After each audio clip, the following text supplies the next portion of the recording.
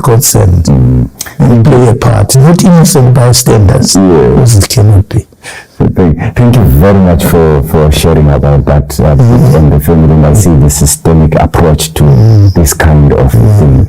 And what are your last words, maybe in a sentence, as we close the show? Well, in the fight against drug abuse, number one player at the beginning, as even life begins with the family. The family should be the most important place where values are created, where strategies are done. And then when they go from there, they carry that forward. Thank you very much for your time, and thank you for sharing this story. For me, Skombozo Due and Prof. Maposa and the crew behind the scenes, it's a wrap.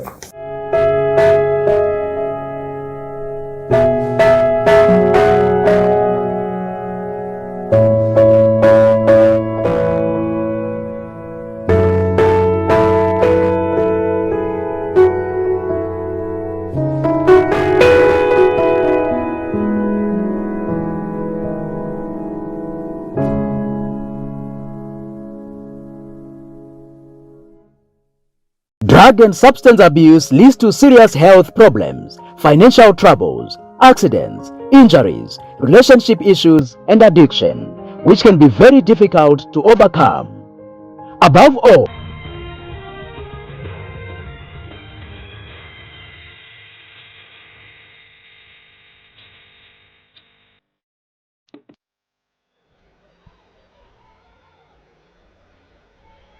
hello there. I'm Charles CNN Mabika, and welcome to the ceremonial home of football, Rufaro Stadium. And today is the mother of all battles. No. I'm not talking about Dynamos taking on Highlanders. That one today has been pushed to the back seat. Today, the mother of battles is Caps United, Makepe, the Green Machine, taking on New Boys, Mavira Scotland Football Club. There's been a lot of talk about this one, so you just be calm and collected there, whether you are supporting the Green Machine or whether you are supporting Mavira. Let's see how it pans out today. Well, without any further ado, let's say hello to the two experts once more from ZBC TV Sports. First, let's say hello to the man we call Coach Bex. He is Bekimpilo Nyoni. Or Coach Bex is the mother of all battles today. Mother of all battles today. I think this is the one whereby people will be looking to say who exactly is going to be reigning in Harare, who is going to be Mr. Harare between Caps and Scotland. Yes, I'll take that same question to the man we'll call Jemba. He's a winner of the Premiership title back in 2009 with Gunners. His real name is Terence Malunga. Well, Jemba because he was and is still admirer of the former Manchester United midfielder winger Eric Jemba of Cameroon. Jemba is the mother of all battles today. Well, when you say that, I thought we actually had mixed up the fixtures, but I heard you. What you said, I think it's what it is now, especially now at this point in time, and especially in Harare today. It's Caps and obviously Scotland, the new boys in town. As obvious, Valentine would want to call them the affluent team. It's actually the affluent team right now in the country and right now in town, and obviously it's now.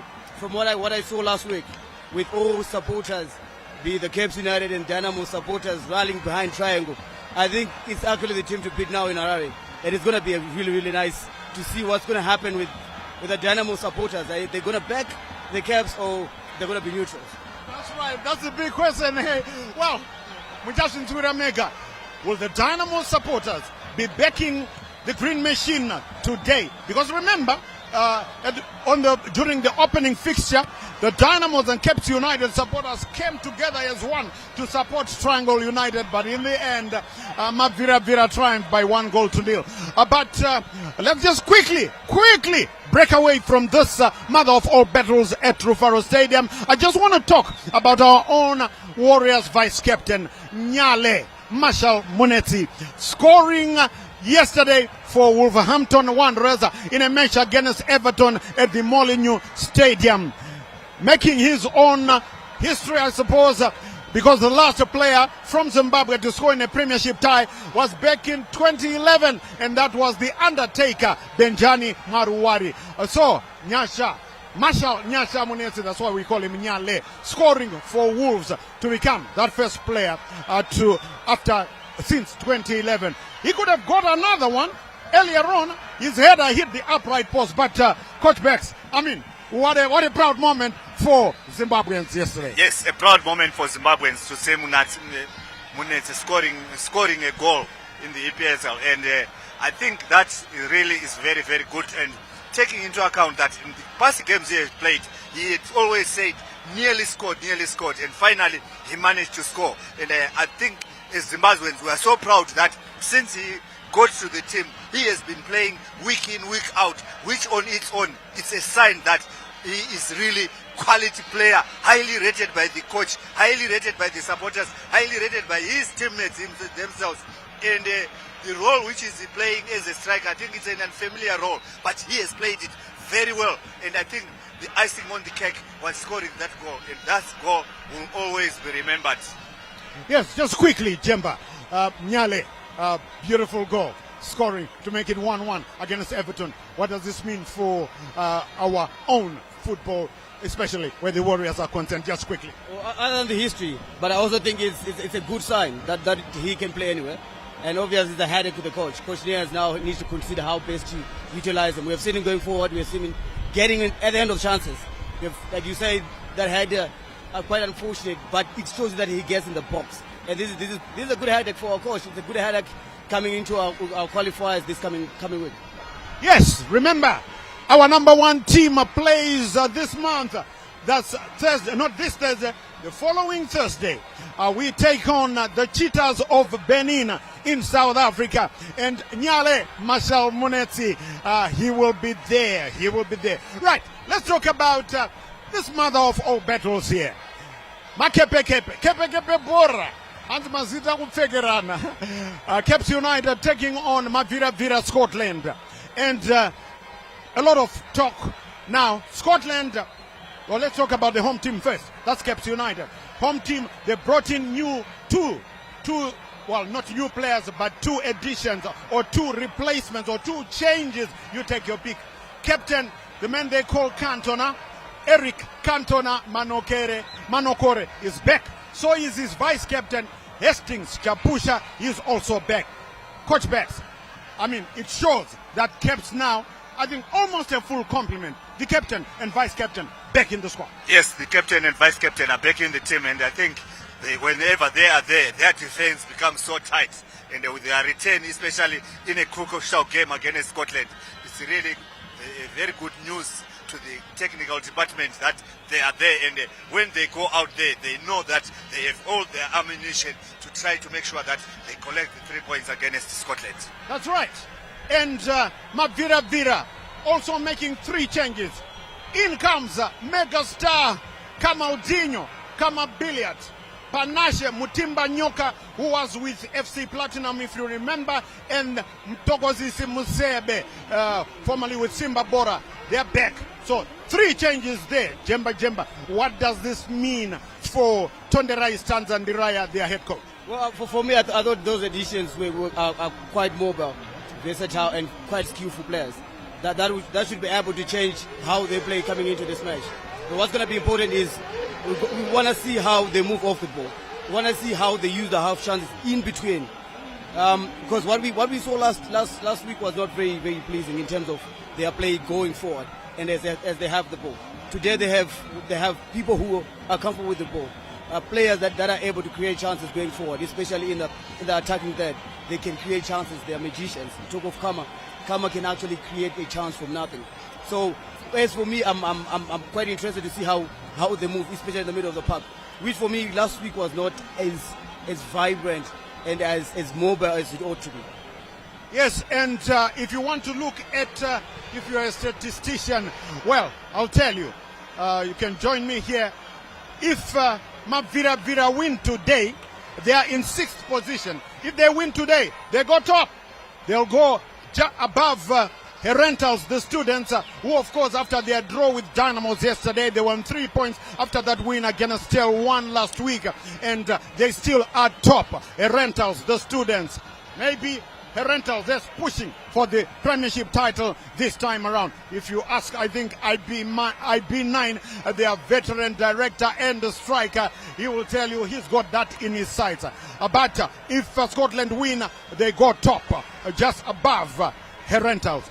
If Caps United, who are 13th out of the 18 teams, win today, they join the Big Five. So that's quite relevant for both sides, Coach Bex. From 6th to number 1, from 13 to number 5. Yes, definitely. These two teams know that 3 points they will collect are very, very important, especially for Scotland. The pressure has been there because they have got the stars. So with the stars, the expectations of nearly everyone is they should be collecting points. If they get a point, if they get 3 points after a struggle whereby they say by lucky they get a goal and collect the points, everyone will be talking to say yes, it's 3 points, but they haven't been playing well. But I think from the way the technical team has set their team, it shows that they want to make sure that they collect the points. Sere, Timbanyoka, those are in the midfield. They are going to be increasing the mobility going up front, which will help them to get those important goals they want. Yes, sir. So we'll have to wait and find out, because this one, it's an appetizing menu that is before us. Will the two teams dish out that delicious dish? Well, only a couple of moments to find out. And what I would like to do now, before maybe we cross over, but we won't be crossing over right now to the commentary box. I just want to get the early predictions now. So let's get one first from Jemba, Terence Malunga. Why do you always want to put me on the field?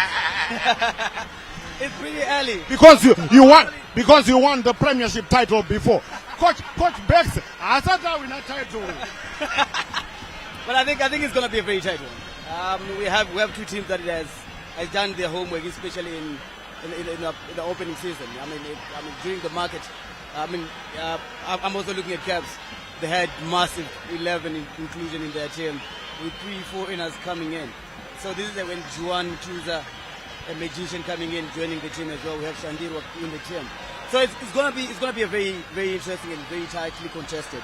But well, I'm looking at MADZINZA with the quality that I think, that I personally think that they have more potent and more arsenal, especially going forward, that they should be able to probably win this 2-1. But I'm sensing it's just a goal separating the two, but in the favor of MADZINZA. So 2-1, you're saying? 2-1. Right, you heard Jemba 2-1 to MADZINZA. Let's find out from Coach Bex. Yes, I think to me Caps United should be ready for this game. I'm giving it 2-1 to Caps United. 2-1 to Caps United. Mamira CNN, I'll make it 1-1. It's a draw. Right, what we're going to do is just recap, give you what the two coaches said before this kickoff. First, we talked to the man we'll call Loza Loichitembre. That's the Caps United head coach. Then later, we talked to Stanza Tondera Indiraya of Scotland Football Club. This is what they had to say. I think it's a very, very important fixture that we have today. We're playing a very good team in Scotland. I think the profile of the players is can I'm sure anyone will agree with me that they have a very, very good team considering the profile of the players. But we are fully aware of our tasks, and but at the same time we're fully aware of what we're capable of doing. And this fixture is a very important fixture, and we're taking it with the seriousness that it deserves. So yeah, at the end of the day, it's a game of football that we hope to apply ourselves correctly. Mentally, we just have to be there, and technically, tactically, I'm sure most of the things we've worked on will give us what we expect. What to expect in this game. It's not an easy fixture, but yeah, we hope to obviously get a very good result, and we aiming for both a good result and good performance. We had a great week of preparations. The main focus was on recovery, if you ask me. It was on recovery. We really wanted to recover from the things that I mentioned about during the build-up to this day. So yeah, we didn't do much. It was just giving the boys the recovery that they need for them to really give us their optimal performance today.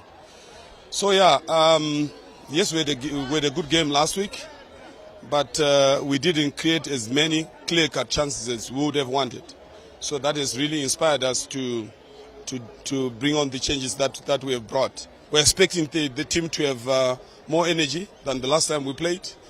We expect a glimpse of the real Scotland that we are going to see over time.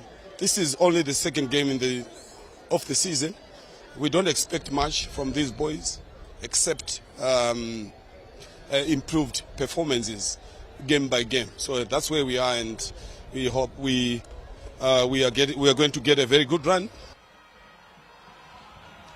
Right, you heard from the horse's mouth, first from Lotza and then from Stanza. I can also tell you that there's a top action happening about 400 kilometers away from the high-density suburb of Mumhari here, where Iposo, they are taking on new boys, the Gold Boys, Kwekwe United. We will keep you abreast of what will be happening there. Of course, Iboso lost to New Boys, the Panthers Moors, by 1-0, whilst the Gold Boys held Ngezi Platinum to a 1-1 draw. So that one it looks to be very, very interesting. Let's quickly talk about that one, Jemba. Boso will be out now, I think, to really try and prove a point. No, they have to. Well, what I saw last week is not anything to really go home about. I think they really have to really pull up their socks. If not, because if in any chance they lose to all newcomers in the first 2 matches, it actually derails and tarnishes the whole entire season for them. So today is actually a day which they actually need to make sure that at least they find their fit and be able to actually, get themselves in the picture for any contention in this season. Yeah, but I'll tell you what, if you're a Boso supporter, it's not going to be easy. Like Ngezi Platinum found out last weekend, because the Gold Boys want to be in there. They want to stay in the Premiership. I was talking the other day on the program, Game Plan, your #1 TV show, and I was talking to their club president, Dr. Phil Makerera, and he said, CNN, there's no way we are going back to D1. So that says quite a statement. So we will keep you abreast of what will be happening at Emagumeni, where Highlanders Iboso are taking on the Gold Boys, Kwekwe United. But of course, yesterday, Tel 1, the Wi-Fi boys were the biggest winners, 4-1 over the Sugar Boys, Triangle United. And Coach Bex, we don't need to talk about this the most expensively assembled outfit and so on. The big question is, they won their first game, ugly win, so said Tonderai Ndiraya, the head coach, but he said, I'll take it. The big question is now, can a lot of people or their fans are saying they want to emulate what Black Rhinos did back in 1984 in their first year in the top flight, and they won the title. This is what their supporters are saying. Yes, I think that's what the supporters are saying, but they are forgetting that the 1984 Black Rhinos had played almost together in 1983 in Division 1. So by the time they got to Premier League, they were more of a team. Like in this case, Mavira are not a team. They are more but they played, but they played the previous year and they won. Yes. They played last year and they won the title. But when you look at the team they have currently, it's almost like a new squad, because they brought in a lot of new players. You'll find that among the players who played in the first 11 last year, I think there are only about 2 players who are in the first 11 today. That on its own means the team needs to have cohesion. So they should give them time. But I'm not saying the coach should be saying we don't want to go and win. As they are in the process of trying to come out with a team, they need to crush the points. I have a very contrary view. I hear where Becky is coming from, but I would have really given the coach or Karim a slack if in any case these were not experienced players. These are experienced players, and at their level, honestly, I don't expect to give them 3-4 matches for them to gel. By now, they should actually show us that this is. I mean, they are quite experienced. They should show us that they can get themselves organized inside the pitch. Outside, I mean, let's not focus much on the coach, but let's look at the experience that they do have. They have massive experience, which in any case, it's more of a national team. That's what everybody's saying. China against Cape United today. This in itself is a team that should be able, better at least, to challenge for the title this year. Oh yes, well, I don't want to get into that argument, but you heard it for yourself. These two analysts at each other's throats. I hope they don't carry it to when we'll be watching the game. They won't. I'll make sure they won't, because I'll be sitting in the middle. Yeah, I'll be sitting in the middle. Well, I mean, it's awesome. The most expensively assembled outfit of the Mapuku best side, Mavira Vira. I mean, it's just massive. Talbot Shumba, Ronald Fumidzai, Kevin Moyo, Peter Mudua, Lionel Chikowa, Kama Billiard, Banashe Mtimbanyo. I mean, the list goes on and on and on. And we don't know what's going to happen. But Cape themselves as well, they've got an array of stars, or maybe not as big as Scotland have, but they have Juan Mutudza, formerly Herentals and FC Platinum, sitting on the bench, and we see their captain Cantona, like I said, that's Eric Manokore, coming back, and his deputy Hastings Chapusha also coming up. They have got the slippery Junior Bunjira, and this is a guy, of course, the son of former Warriors goal poacher Alois Bunjira. They must watch out for Junior Bunjira today. Yes, Junior Bunjira, I think it's one player to watch. He's very slippery. So what it means, Fumbizai has to make sure that today when he gets in, he should be ready to be running as much as he can, to close him as much as he can. Because if they allow him those crosses, I'm sure the team will be having problems. It's not only Bunjira. If you look also on their left side, Bamus also. Oh, yeah. So yes, for Cape United on their wings. Those are really crucial. And their wing backs, right and left, they need to be really alert to close them. If they manage to close them, then that's good for them. It will be a good battle, hey, Jemba, I'm not saying, between Junior Bunjira and Ziso. God knows Murwira. I mean, I was just, when Big was saying it, I was just thinking how God knows, and even Fumbizai are gonna, handle this tricky and quite slippery and very pacey. I mean, we are also looking at both wings, defensive wings for Scotland. They're not in their prime, and their legs are obviously coming to a point in time where they don't have the pace that they had before.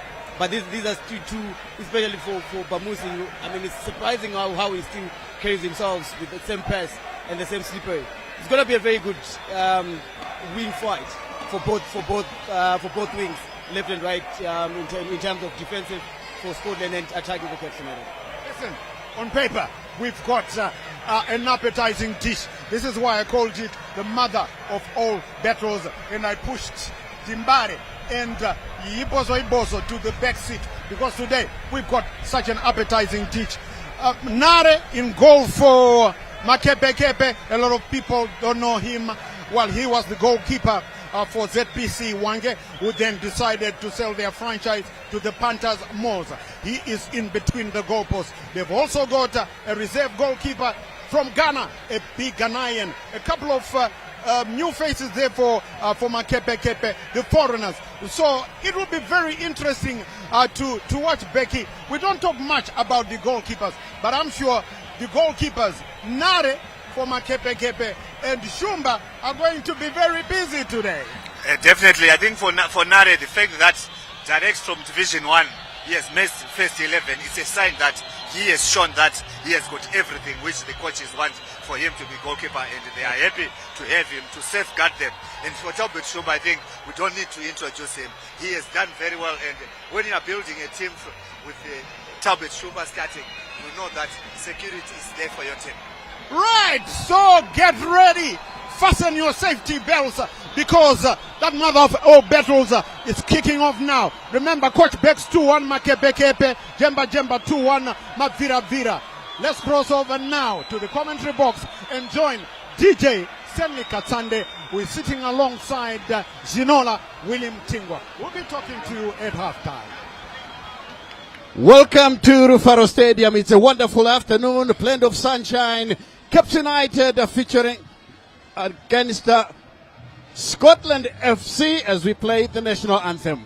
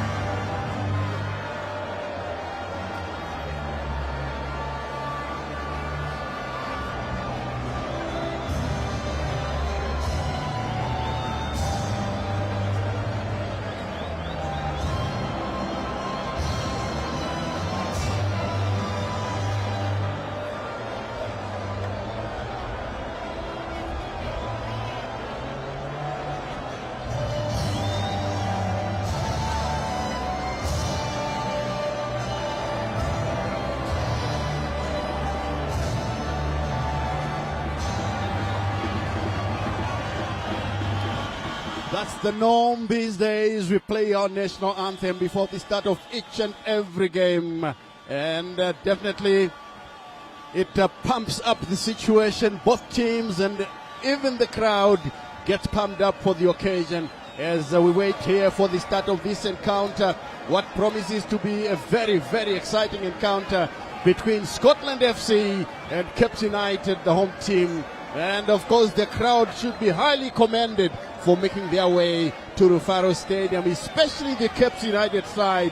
They occupy the bay away to our left. That is the city end here at Rufaro Stadium, and they have packed it almost to the brim, and I'm sure most of them are still making their way into the stadium here as the referee of the afternoon is getting ready to get us underway. Tembinko Sispanda is the man conducting the toss, and he has got the two respective skippers.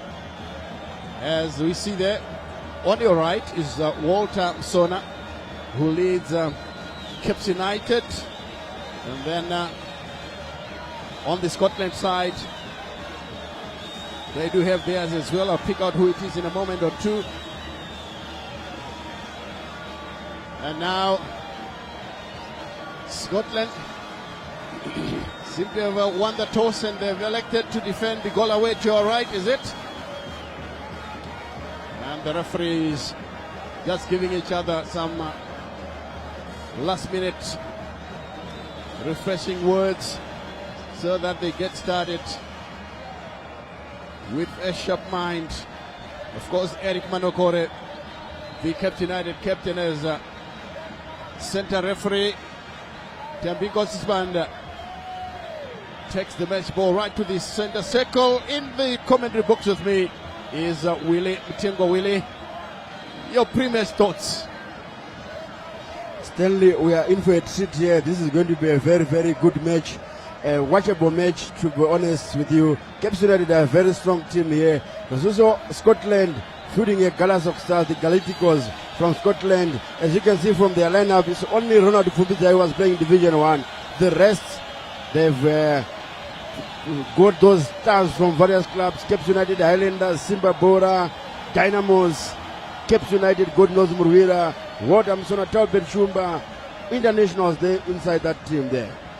Yes, as we look at the Caps United lineup here, without Kingsley Mreremba, not yet in the side for Scotland. He moved across down to Mapuku and joined Scotland. He's the youngster who was driving Caps United, but in his place they've brought in some players. Of course, young Junior Bunjira still in the side, Kadamanja and Bamusi Phineas, the wonderful workhorse for Caps United. Scotland featuring the stars, the big hitters in the league here in Zimbabwe. And of course, top goal scorer and soccer star is Walter Msona. The top goal scorer is on the bench, Lionel Chikua, but Msona continues to be a very big threat for any side in the country, Willie. As we get underway here, Scotland playing from right to left. They are in all blue, and a foul as we start off here on Murwira. God knows Murwira. Caps United in green and white, defending the goal away to our left. That is the City end and attacking the Barra end. Now this kick, taken downfield, headed on there, and the Caps United goalkeeper Harmony Nare will pick it up. Then this is played through to Benyu. Benyu plays it back. And, good ball played through.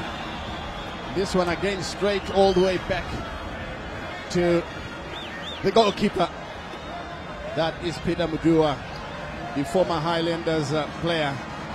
Very, very strong defender. Also a national team player who knows exactly what to do when the chips are down. Caps United crisscross with the ball, neatly taken down by Kadamanja. Manokore finding his partner in Chapusha. The ball is played back to Nare. Kadamanja once again to the captain Manokore. Controlled well, Bunjira gets past his marker. Ball picked up in the middle of the park. But again, Scotland pick up possession almost immediately. Tokozis Msebe. This one all the way back to the goalkeeper under pressure. And Moyo took some time to dispatch this one. In the end, it has gone out of play for a throw-in to Scotland, who were under pressure from the Caps United centre striker. Caps United, of course, featuring Tanaka Shandirwa. That is Tondera Ndiraya. He knows exactly that he's facing what could possibly be his toughest assignment in Caps United. They do have a bond to chew with the Mapuku side. Here is Bamusi. Phineas Bamusi, the ageless, very energetic, turns in field. Guides it backwards because the road was blocked. The Caps United now continue to knock it around with Nyengetere Rodwell. He's another ageless veteran who's been around for quite some time. That's a blind pass. Sebe to Walter Msona. Back to Msona again. The two teams are showing each other exactly how it is done. Walter Msona trying to screen off a player, but again Sebe will pick it up. And now a chance here for Scotland. They're coming through. Oh, he was caught offside. That's a marginal call. Very marginal indeed, because to the naked eye, it looked like he was onside, but then the far assistant referee is the man in charge. And that's a relief blow to Chitembwe. But from what I saw, Stanley, I think Machope was not offside. The other player is the one who was offside. Maybe you need to watch it again, but I thought the far side second assistant referee got it all wrong there. Well, it will look a bit different from what we see from other countries because we haven't actually introduced the VAR system, and the assistant referee has no choice but to raise his flag the moment he thinks a player is offside. And now Caps United with their captain Manokore picking up possession. Chris Kangwa, ball laid in field and handball. The referee says play on. And again, played a bit too early, and the time on Machope once again was almost ready to break loose. Johnny Abunjira now changing to the number 7 jersey. He has got the pace and skill this time around. Kevin Moyo stands firm in his tracks. That was actually Fumbizai, a former Cape United player, and as he alluded to, the only one to go across to Scotland. He was in Division 1 last season. The moment he came back from South Africa, that's Fumbizai with a long ball forward. Shandir were chasing. This one rolls into touch. That was Kama Billiard, rather. Of course, Kama Billiard, another one to come from South Africa to play in Zimbabwe. The latest, of course, is Benyu, playing for Cape United. Kundai Leroy, Jeremiah Benyu. Sona held back there by Eric Manokore. Immediately in trouble with the referee. That was a blatant fall. And, referee Dembikosi Sibanda justified in flashing that yellow card to Cape United skipper Eric Manokore.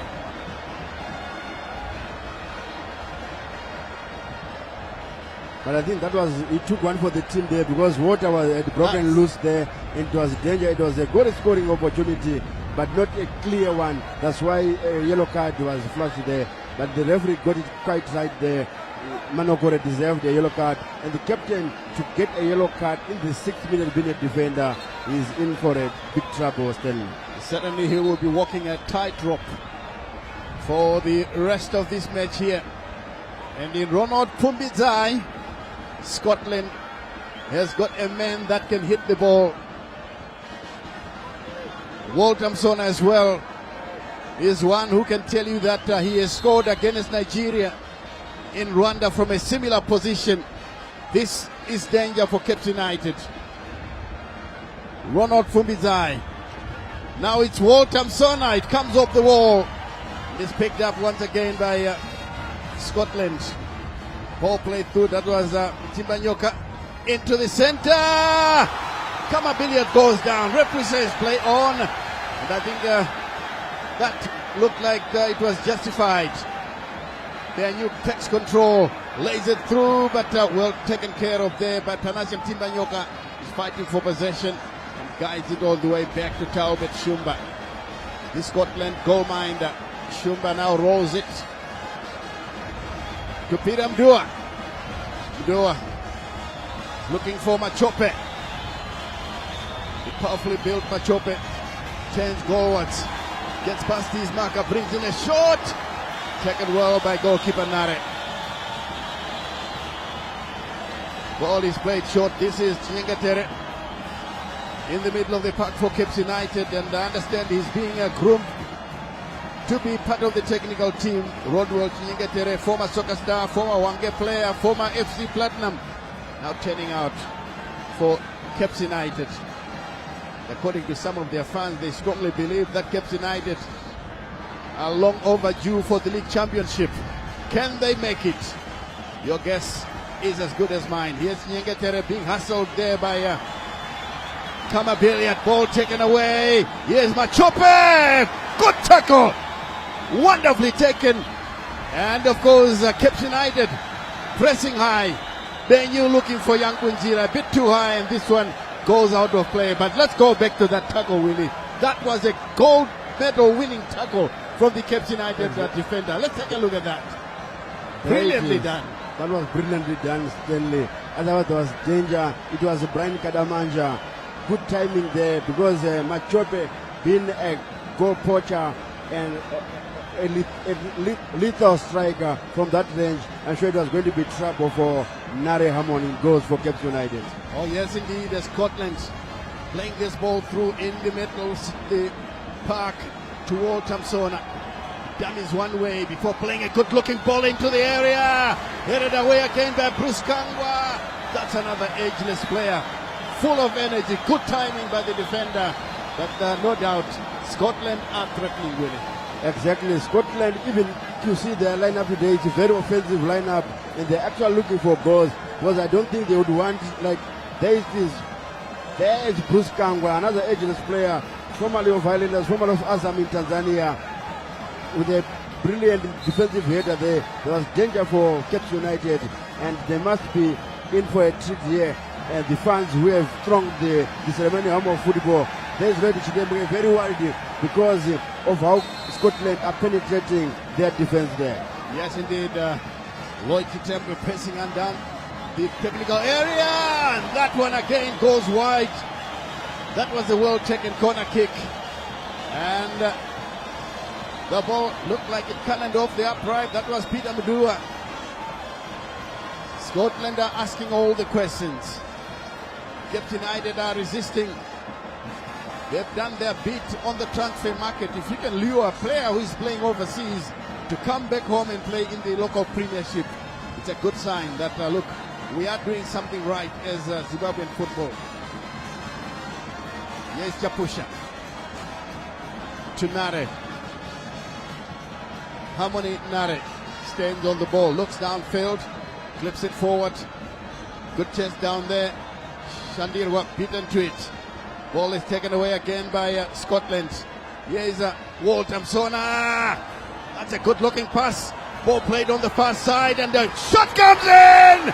Good save by the goalkeeper. Oh, brilliant goalkeeping. But my word. Well, I remember talking to somebody who said, well, they talk of Walter Msona. I don't see the type of football he plays. I think I can't name names. He should learn how to watch football. Walter Msona is the thorn in the flesh at the moment. Exactly, Stanley. What was saved by the goalkeeper. Yeah, that was Panashem Timbanyoka. And the goalkeeper is also to be maybe the next #1 Warriors keeper there. With Michael Nies watching here, I'm not sure whether it's going to impress the German coach who is watching from the stands. Remember, we have Martin Mapisa, we have Washington Arubi, and the goal kick was forcefully taken, and the far side second assistant referee didn't like it. But otherwise, that was a brilliant save by Harmony Nare. Yes, Harmony Nare doing well early on in this game here. And if the first 11 minutes of this game are anything to go by, I can tell you we are in for some excitement, top-class entertainment with Scotland beginning to show their colors. Cape United still resisting very well. They've also been coming with their own brand of magic. But that wayward part is taken Idlim, Sebe, to Walter Msona. He can't guide it back to the intended target. It goes out of play. This will be a throw in, and Walter Msona has gone down. I'm sure there was a clash of legs there. Msona is feeling the pain. Run out from his side, getting close just to make sure he's fine. I'm sure his captain has given him the assurance that he will be okay. Ronald Fumbizai, formerly of Cape United, takes a throw. Finds Kama Billiard, another former United player.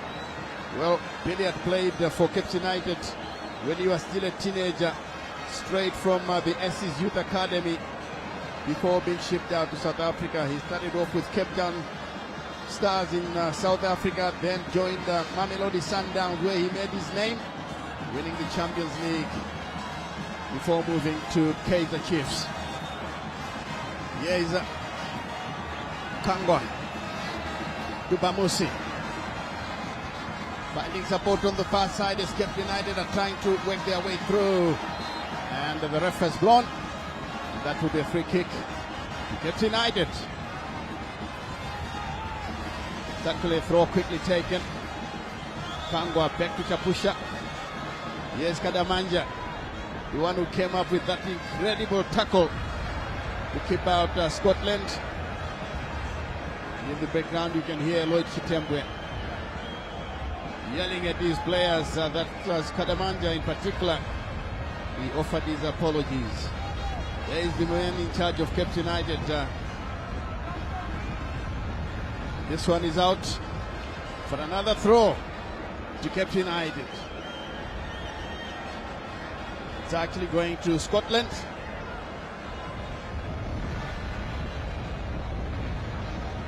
The Fubidai waiting for the ball to come from the crowd before taking the throw. And he was trying to steal a few meters, but the ref was aware of what was happening, ordered him back to the stipulated position. Now, here they come once again. Waltamsona heading it back. Fubidai managing to beat his marker, but he thinks he was impeded. And Eric Manokore must be very careful. He must know that he's now walking on thin ice. He blocked Fubidai rather illegally. He must be very careful indeed. And the crowd in the away the left-hand side stand singing in praise of the beloved Cape United. Here is Waltamsona playing a long one inside the area. Danger here for Cape United. They scramble it away, finally played through, but this will be picked up once again by Scotland. Shandirwa applying the pressure, and in the end Peter Mdua penalized. Mdua loves overlapping. And this is the Scotland bench watching intently, led by Tonderai Frank Diraya, former Dibare son, former Ngezi son. This is Fubidai going for the ball in a race with the youngster Junior Bunjira over the line. That will be a goal kick to be taken by Talbot Shumba and young Bunjira.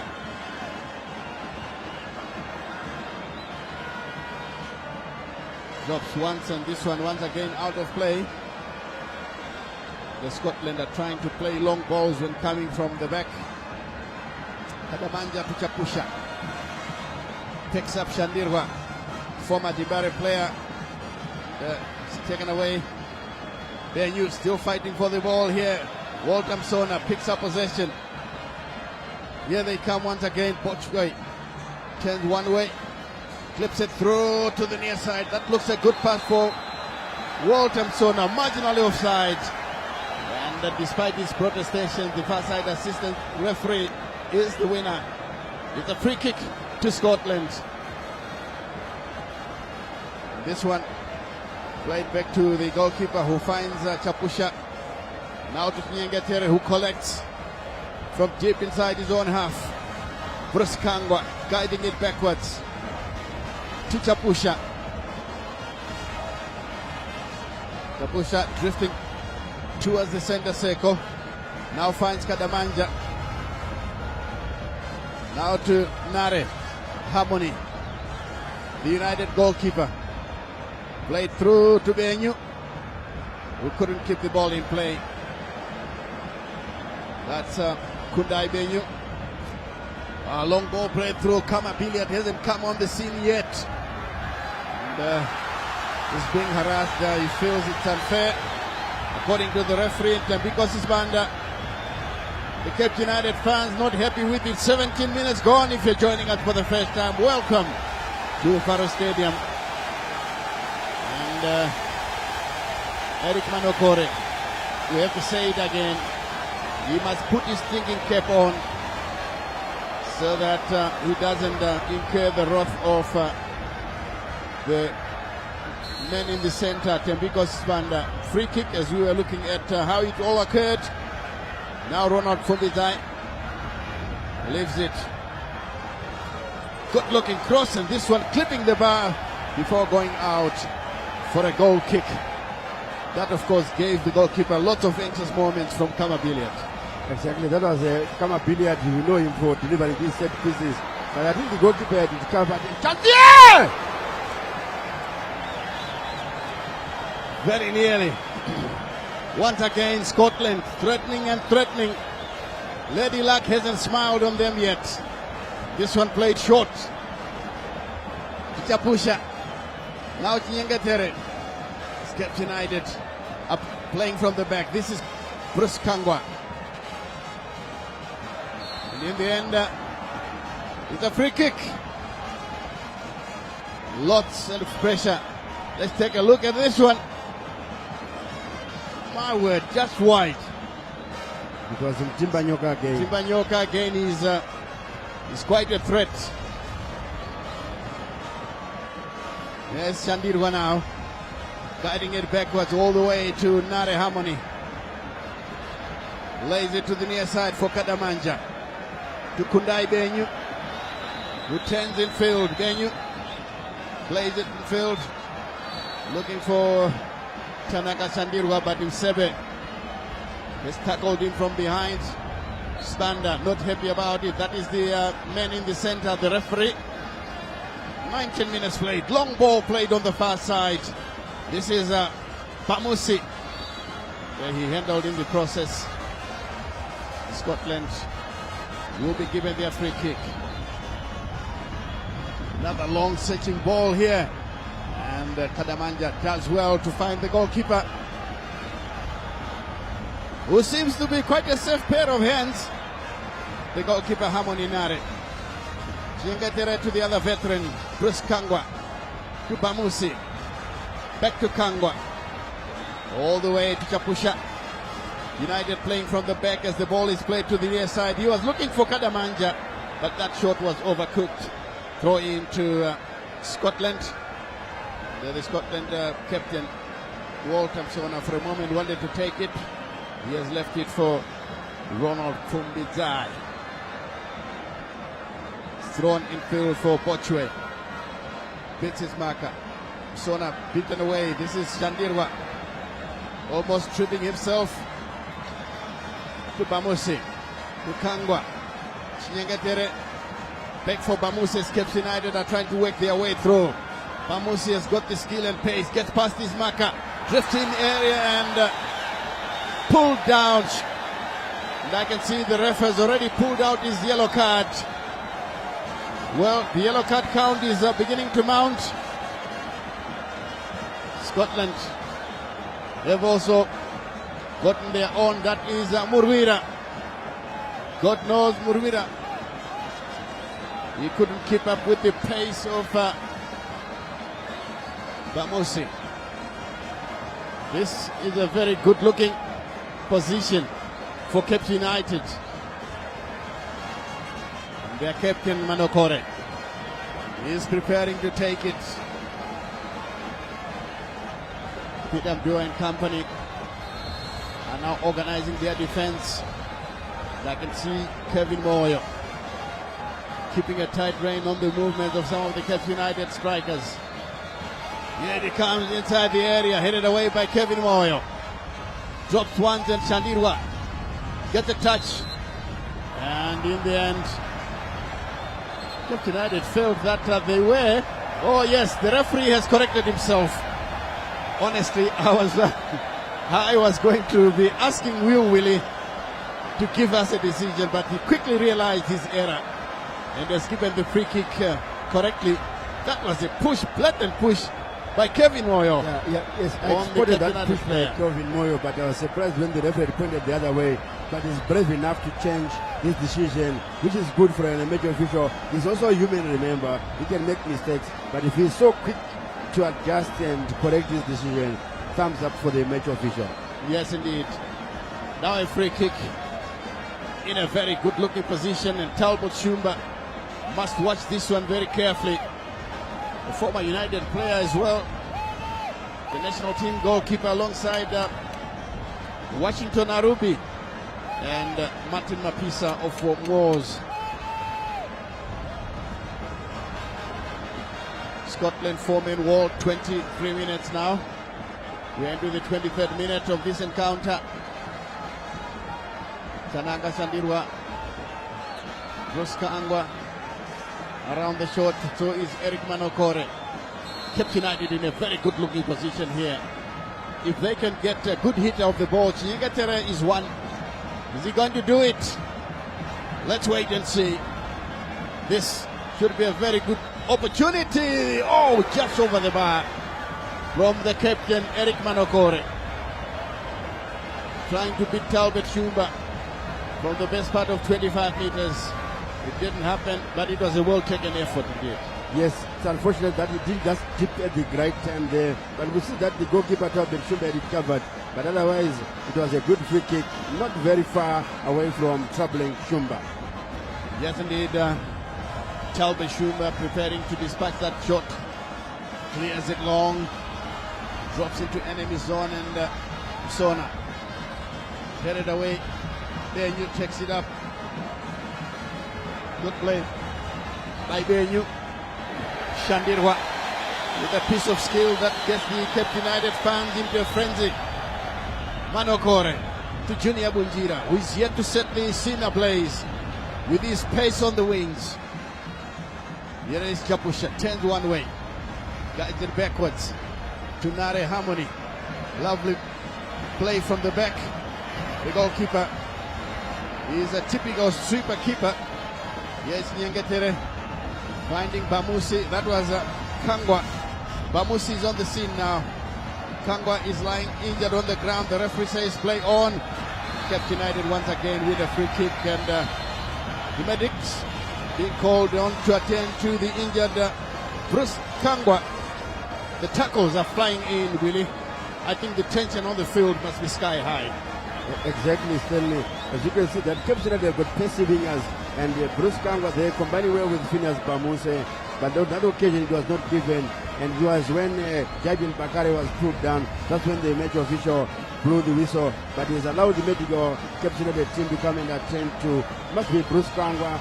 I need to see quite clear. And there's what I'm showing at the captain. Yes, it is Bruce Kangwa who was injured there. He was impeded just before that free kick to Jabin Bakare was awarded. Yes, indeed, and we see the Kangwa being attended to. They are all here now. Ladies, gentlemen, you name them. They are here enjoying themselves at Rufaro Stadium. A well-attended Rufaro Stadium where Cape United are hosting Scotland FC. Manokore to the wings to find Junior Bunjira. Gives it back to his captain. It's played on the near side once again. Junior Bunjira back to the captain, who couldn't control. Loose touch from Manokore. Benyu. Yes, Shandirwa. Shandirwa takes it through, but overcooked for Junior Bunjira. There's no way that the youngster could have gone that far. Shandirwa must apologize. That is a poor pass. He's actually blaming the youngster that he should have managed to go for that ball. The youngster is indicating that there's an offside trap here. Exactly. He couldn't break that. I was about to say the same, Stanley, that yes, Shandir was looking for a run from Junior Bunjira, but remember, he should be minding his lines, because otherwise the near side assistant referee will catch him outside, and then it's still, that ball, I think it was not a good ball from Tanaka Shandirwa, but him being a good midfielder, that is the former Dynamo's midfielder. Actually, he's a player for Yada, he's on loan. Yes, indeed, and yes, Benyu finding young Junior Bunjira. Turns one way, then the other. Failed at the edge of the box. The rest of the play on. And he says the throw in. Junior Bunjira being treated unfairly on that occasion. Still complaining. Brought to his feet by Kevin Moyle. The throw is taken. Here's Manogore as Junior Bunjira now. We see him now being brought down there. Caught by Ronald Fumbizai. Somebody's got loose laces. Yeah, the laces of I could see that their legs were tied to each other.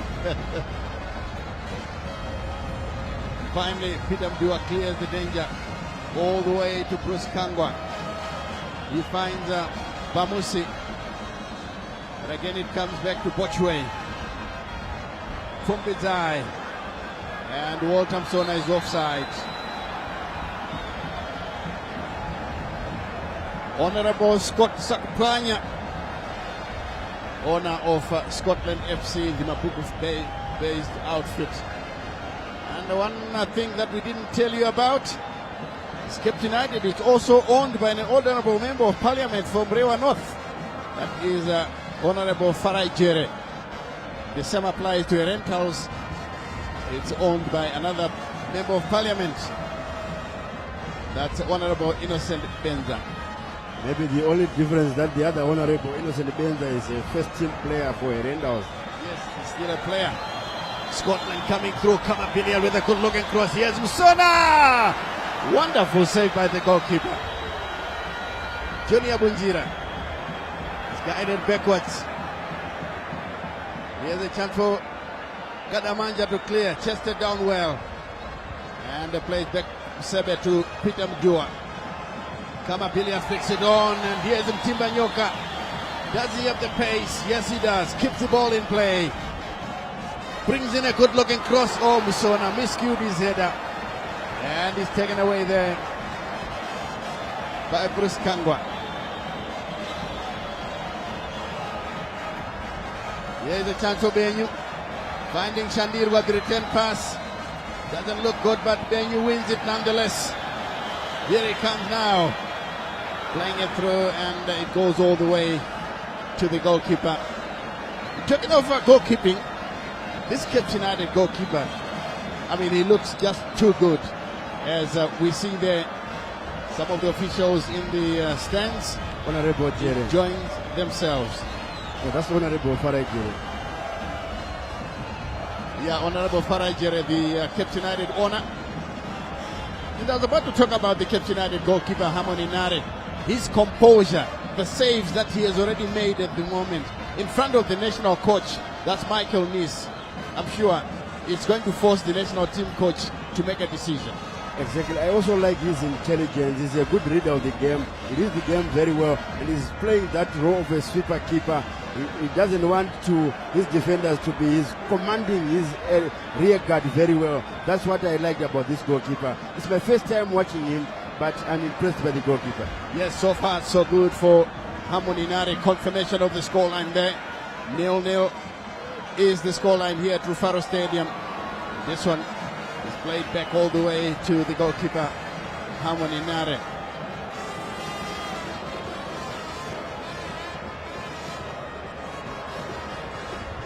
Here's Bruce Kangwa along the ground, but Murwera takes it away to Mjua. Bamusi has taken over. Bamusi now finding Bochwe, but Bochwe is caught offside. That will be a free kick to Scotland. Looks like Talbot Shumba is going all the way to take that free kick for Scotland. Tondera Indiraya with gulps of taking gulps of water. It's not very hot here at Rufaro Stadium, but the pressure for the coaches is intense, and it looks like it's going to be a retake.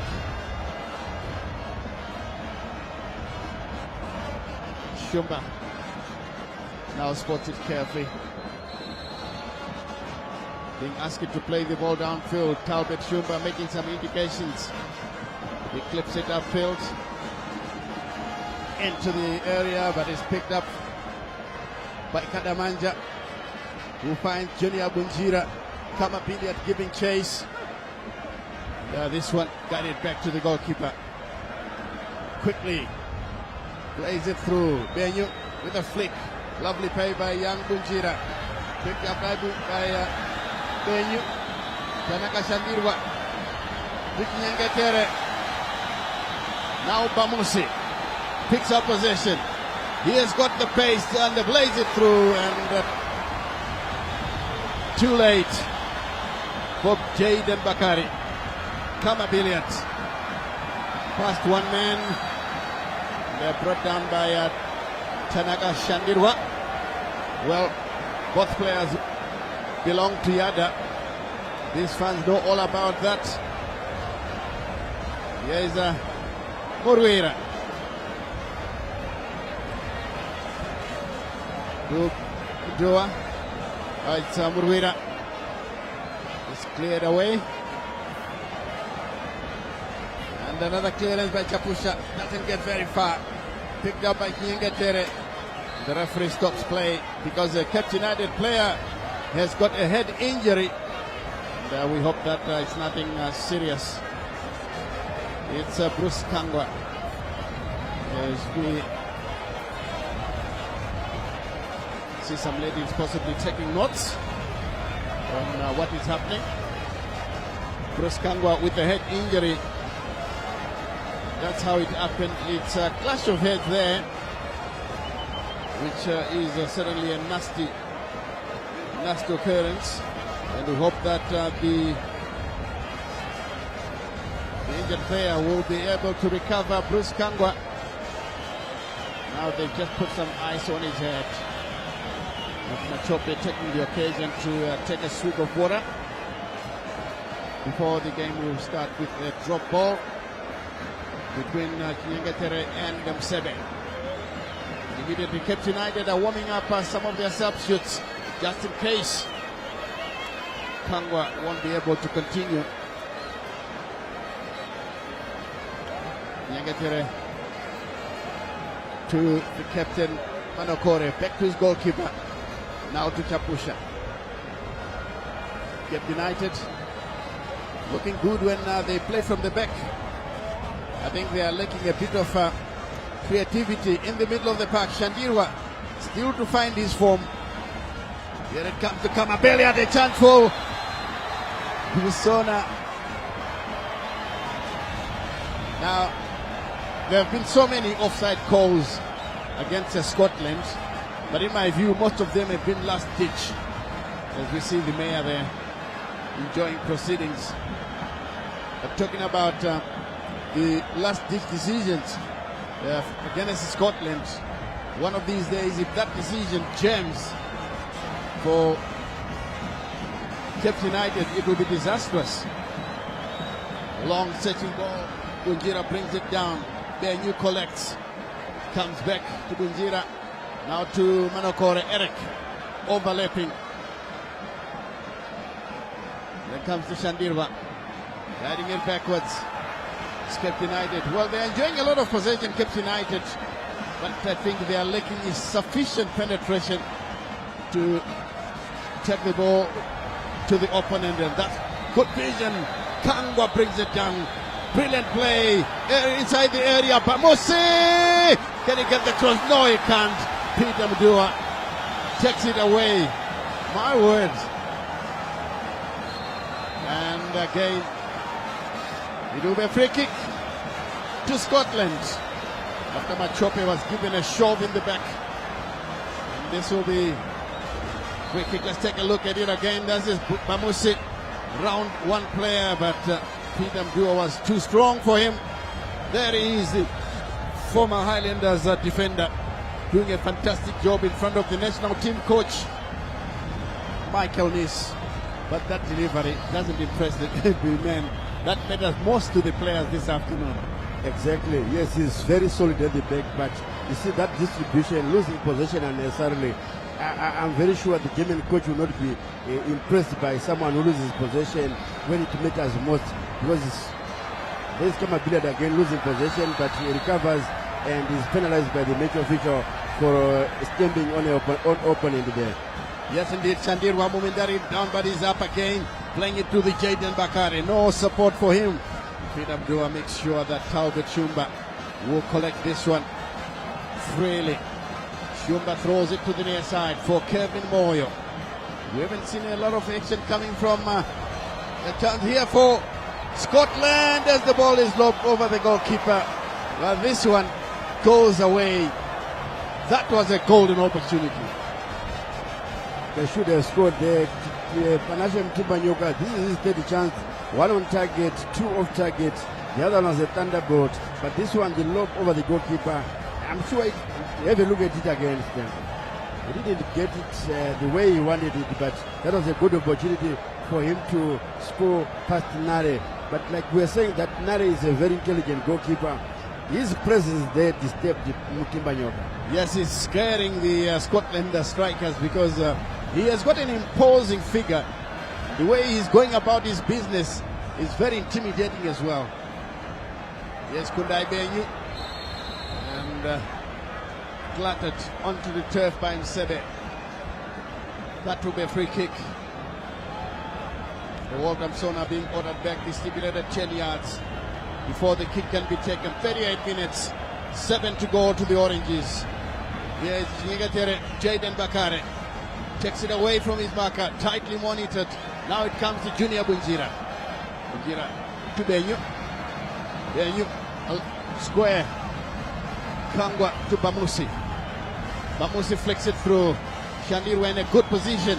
The cross comes in, cleared away by Kevin Moyo. Bruce Kanga has done well to take it backwards. Now Bamusi looking very aggressive. Kangwa with another cross. But again cleared away by Peter Mdua.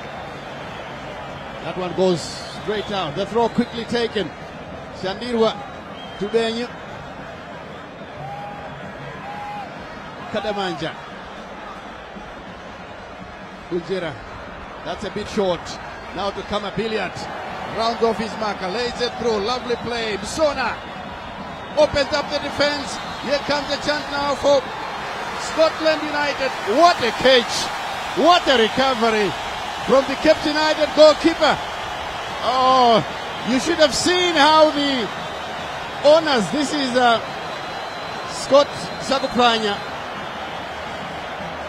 nodding in agreement that, look, we are watching the Zimbabwe national team goalkeeper, Willie. Exactly, Stanley. That was a brilliant pass by Waltham Sona to Timbanyoka, whose shot was saved by the goalkeeper using his legs.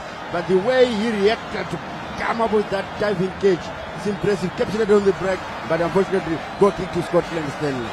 Well, judging by the way that Honourable Scott Sapranya responded, I'm seeing this player going to Scotland come mid-season when the transfers open with it.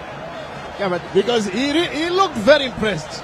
Yes. He agreed, he nodded in agreement Even that we are looking at the best goalkeeper in the country. Yes, his special expression and like the words he was saying to whoever he was saying to, I think he's very impressed. But I'm surprised, Stanley.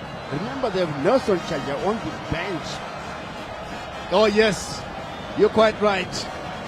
And I must also mention Timbanyoka is a constant threat to the Cape United defense, despite the valiant efforts of Bruce Kangwa to contain him. Timbanyoka is a serious threat on the right hand side. Here is Murwera for the big Peter Mdua. A good ball played through. That was another marginal call from Timbanyoka, who was always on hand to break away from the offside trap. Chapusha finds his keeper, and the fans are singing in the stands, enjoying themselves here. And the Chinyengetere blasts this one forward. Good touch by Peter Mdua for a defender. He goes through, finds Timbanyoka. The long cross comes into the center. Waltham Sona, and this one to Machope. Kama Billiard can't shoot. Shandirwa takes it away, too slow on the ball. And the two other players on loan, Kama Billiard and Shandirwa, coming up against each other. Free kick to Cape United. 41 minutes, nearly 42, 3 minutes to the Oranges. Shandirwa turns in field, plays it through. That ball was played in hope. I don't think he had identified anybody. Jaden Bakare was closely monitored. Here is Msona. Good control. Msebe. Timbanyoka. Good control. Turns in field. Plays the ball through back from Sona. And they're taken down by Shandirwa. He's indicating to the referee that, look, I want the ball. And the ball is played through and offside again against Pupitai. As we see there, former Zifa CEO Henrietta Rushwaya. This is how Cape United lost possession and very nearly got caught While they were busy arguing for that decision, the ball was played very quickly. Bamusi just come over to try to add his voice, and now he's talked himself into trouble. Phineas Bamusi. And that's a yellow card. Nyengetere pulling him away. Wise decision by Nyengetere, and Bamusi should know all about it. He is a veteran, he's been around for a long time. He knows that you can never win a war with the referee. Exactly, Stanley, and especially for dissent, it's very needless to get such yellow cards. Remember, as the season progresses, these accumulation of yellow cards might lead to suspension at one time, which might be very costly for their team. So these players must learn, especially for these veterans who have been in the game for so long. Yes, indeed, he knows all about it. Jaden Bakare fighting for possession, gets it, finds Bamusi. Now to Nyengetere, turns in field, finds Benyu. For a moment, looked like he was going to lose the ball, but Benyu has got the pace. Finds Kangwa. It comes in field. Nyengetere once again. Bakare picked up by Shandirwa within shooting range, and the goalkeeper takes it away. Talbot Shumba watched it all the way, and these fans know all about it. They, of course, are applauding the efforts of the respective players. The goalkeeper, and this one is headed back to the goalkeeper, Talbot Shumba. A minute to stoppage time. Well, I can tell you that it looked like it's going to be only a minute. It's not yet up. Finally up now. There is the board. And I think it's a reflection of how this first 45 minutes progressed. There weren't many stoppages, and the referee managed to play advantage and allowed play to carry on. That because Ispanda. Machope to Bochwe. Back to Machope. Bochwe once again. Ball played through Msona. A jump from Msona, and he plays it wide. The goalkeeper once again intimidating Msona, and these fans, Scotland fans, heaving a collective sigh of relief. It's the Cape United fans? No, it's the Scotland fans. Very nearly caught on the wrong side of action. Here's Msona. Surely he should have done a lot better on that occasion to give Scotland at least the lead. Yeah, he should have done a little better there. There is his against Stanley. But you see the imposing presence of that goalkeeper, yet almost covered the whole goal area there. And there's the final whistle being blown to end the first half here. Stanley, what a match you're witnessing at Rufaro. Indeed, a very exciting first 45 minutes in which Scotland looked very threatening. Cape United had a good measure of possession, and they actually showed how they can play if only they can sharpen their strike force. Cape United looked very good coming from the back. And Scotland, of course, are full of stars who are trying to break the deadlock here. Time and again, their goalkeeper, Harmony Nare, came to the rescue, and they leave the scoreline at 0-0 coming into half-time. This man could have given Scotland the lead. It didn't happen. That, of course, the match continues in the next 45 minutes. But your thoughts of the first 45? Yeah, it's a watchable match here still at Rufaro Stadium. Scotland seems to be having the better chances, but the goalkeeper, Amon Nare, there have been a stumbling block for them, doing good for Cape United. For Cape United, whenever they have been in attack, I'm not impressed by Tanaka Shandirwa. The way he's winning the battles in midfield, doing all the good work, but his final ball in trying to penetrate the defense, that's what is lacking from Shandirwa. And the pace wingers with Bamusi and Bunjira, they are not really capitalizing them. We have seen one or two chances where Bamusi have been marauding and causing a lot of trouble for God knows Murwira, who has been accumulating a yellow card as a result. Oh yes, indeed, and good action indeed as we wait for Charles CNN Mabika standing on the touchline. Let's see if we can cross over to the man who is going to do the analysis for that. Charles and your team, take over. Well, 0-0 the score here. Well, quite an enjoyable game, but if the truth be told, and I'm sure you'll agree with me, Mavira Vira being red hotter than Makepe Kepe. They've definitely controlled the exchanges, but they have missed a glut of chances. And you know what we always say about this game, it's atrociously unpredictable and also atrociously cruel. Could Scotland Football Club rue all those missed chances in the first half? Well, we'll have to wait and see. Yes, if you're just joining us, where the heck have you been? I can tell you that from Emma Gumeni Baba Fields, the last we had, Highlanders are leading by 2-0. The Gold Boys not striking goals there, Kwekwe United. But here, it's still Caps United 0, Scotland Football Club 0. Right, remember our two analysts, Bekim Pilonyoni, focused 2-1 for Caps United, and Terence Malunga focusing 2-1, the same scoreline, 2-1 for Scotland. And I am on 1-1. Let's start with Jemba. Well, Jemba, listen, if the truth be told, and that's what we always tell the owners of the game, Scotland should have been 3-0 up now. For sure. I mean, missed chances.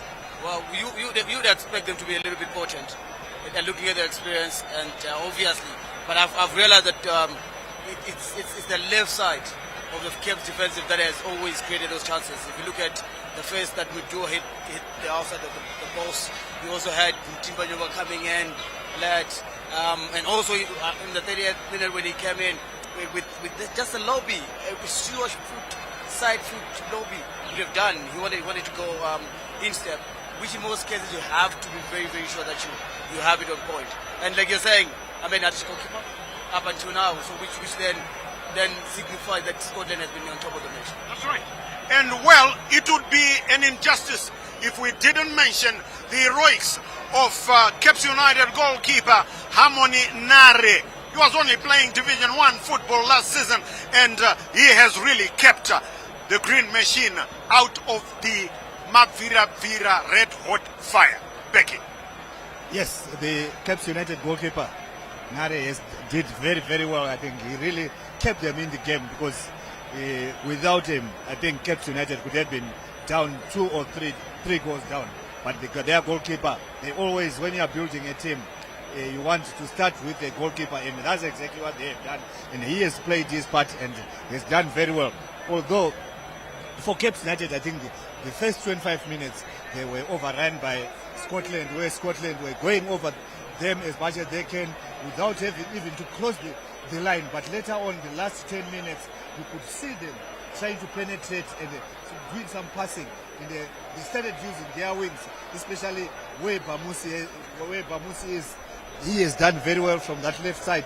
And we are hoping that their right side also should try to open up Mavira so that at least they get different opportunities. And also, slowly, we've seen the new coming back into the game, and we hope that during the second half we are going to see more of him, so that at least we don't see much of the midfield for Mavira. Bushoya from Mavira has been controlling the midfield, and I think from when they come for the second half, we want to see something better from Caps United. Yes, Coach Bex is talking about the Caps United number 8, Kundai Benyu.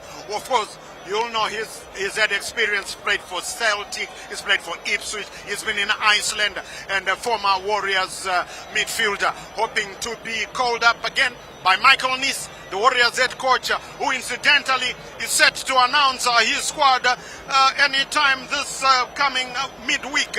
We will know who is in and who's not in. But back here at the ceremonial home of football, it's just a guessing game. Well, we've already made our predictions, but we'll have to wait and find out. And Jemba, Benyu, only starting to come alive in the last 10 minutes, and we know what he can do. No, he can be dangerous, but you only be dangerous when you have the ball. When you don't have the ball, it's always going to be very difficult to chase it. And this is pretty much what I have seen the mid 15 minutes, from the 15th to the 30th, where Caps United were not in control of the ball. But I've seen the few opportunities or the few chances that he had the ball. He knows what to do with the ball. I've seen he didn't like lose as much. He didn't get as many feet wrong as far as I saw. So precisely what they need now, obviously, to getting into the second half is to ensure that at least they unlock the creativity of Benyu, and also ensure that at least there is more of the balls going to the wide channels where you have these two speedy wingers. Right. Well, we'll have to wait and find out.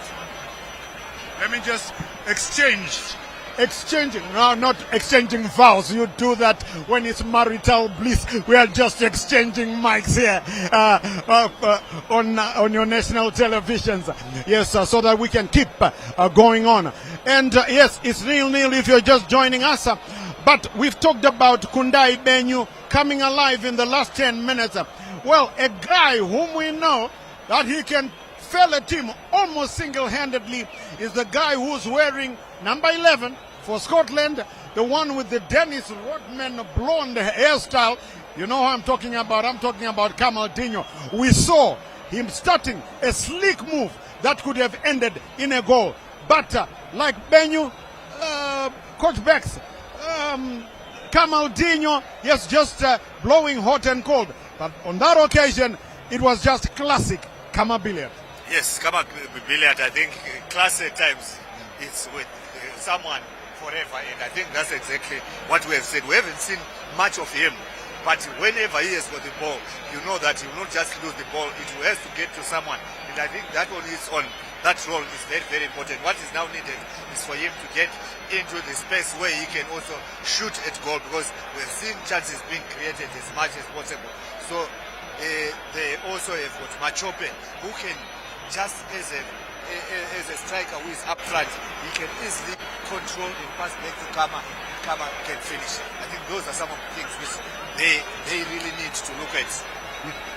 Machope, of course, the one we call Toro, the tall striker of Scotland Football Club, formerly of Simbabora. Now, some Caps United supporters, as we were sitting there, they were saying, oh, Scotland virus nekuti ged rata kunogoesa iwe Cape, and ged the city end, that one we call city end, and Scotland yatofa. Well, Jemba, I don't know what it is about that goal, but the Caps United supporters saying that. No, even when we're playing, we used to score that goal. So I would presume, as Gunners, I would presume that that goal is too open for everybody to score, and it's quite unfortunate that obviously Mabira didn't take the chances. But it's not like it's no longer the Caps United end, as we know it, because the pitch is now very it's open to everybody now. Everybody can score there. But I'm thinking Caps United have to make sure that at least getting into the second half they hold the ball a little bit more. And if it was me getting into the second half, I'll utilize the wide channels. Ensure that all the balls go to the wide channels. We have seen how Godwell had a toy time with Bamusi there. Obviously ending into a yellow card. And what they do really need to do ensure that at least they do have more balls going to the wide channels, and ensure that there's one person going straight, and the other one coming in as usual, as Coach Big had told us way back that we have won it at the penalty spot, hoping for a cutback as the players go to the Bayern. Bamusi, I want to stay with you. Bamusi would know a lot about God knows Morira. Yeah, wouldn't it? Definitely, it's so unfortunate. And if we saw how Bamusi really do it, he knew that Godwell had no speed in his feet, and that was pretty obvious. And God knows, into the rule book of Bamusi had to pull Bamusi. At times you just have to let the player go and ensure that you go to the nearest, which is where it made us most. Go to the goal side, cut it down. We are told all these things always. Ensure that if you can't then follow the player, look for the nearest space that you can always cover. Just to remind you, if Scotland win today, they got top of the Premiership standings. If Caps United win today, they move from number 13 to the top 5. Where, of course, the top team right now are the Students, a Rentals Football Club. So the next 45 minutes will be able to tell us which way it's going to go. But if it ends 1-1, that means Scotland cannot go top. Well, they'll be joined top with the Rentals, but they won't be on top of the Rentals as far as points are concerned. So, just before we go, Becky, just a quick one. What do you think? Do you think Scotland can maintain their supremacy? Yes, definitely. I think Scotland will maintain their supremacy. They've got everything. And if the coach wishes, even on the bench, I think the players like Michael Tapera, Lino Chikua, all those are waiting to come and try to make sure they will try to come and help to change the situation for the team. So definitely they will continue. Yes. So it's all set again for us, isn't it? It's all set for the second half. Yes, just to remind you, at Emagumeni, the last we had, Ibozo, Amatlola Nyama are leading by 2-0 over the Gold Boys. Kwekwe United, who of course managed to hold Ngezi Platinum to a 1-1 draw at Butter Stadium in Gweru. But can they rise from their slumber and match Highlanders before, I know, the big crowd at Barbourfield Stadium? That is the big question. Just to remind you again, Coach Bex, 2-1, Makepe Kepe. Jemba, 2-1, Scotland. 1-1. It's going to be a draw. Let's find out as we cross back to the commentary box to rejoin DJ Stanley Katande and Shinola William Tingwa. We'll be talking to you at the end of the night. Okay. Welcome back to the second half here at Rufaro Stadium. And news reaching us from Barbourfield Stadium is that Highlanders were leading 3-0 going into halftime against Kwekwe United. Kwekwe United themselves have a red card on one of their players. We'll pick out who it is as the game progresses. Well, to those of you who were with us in the first 45 minutes, you could see that Scotland were threatening, but Cape United were resisting very well. And both sides were showing lots of promise. These fans here will agree with me that we are watching a very good match in which some players are already impressing the national team coach Michael Nis, who is here with us watching the encounter, and in particular the Cape United goalminder Harmony Nare. He's full of confidence, very comfortable on the ball, and he knows how to mark his angles. Saving from Walter Msona face to face, he made the job look very easy indeed. And a double save when he was put under pressure really got the crowd here enjoying themselves.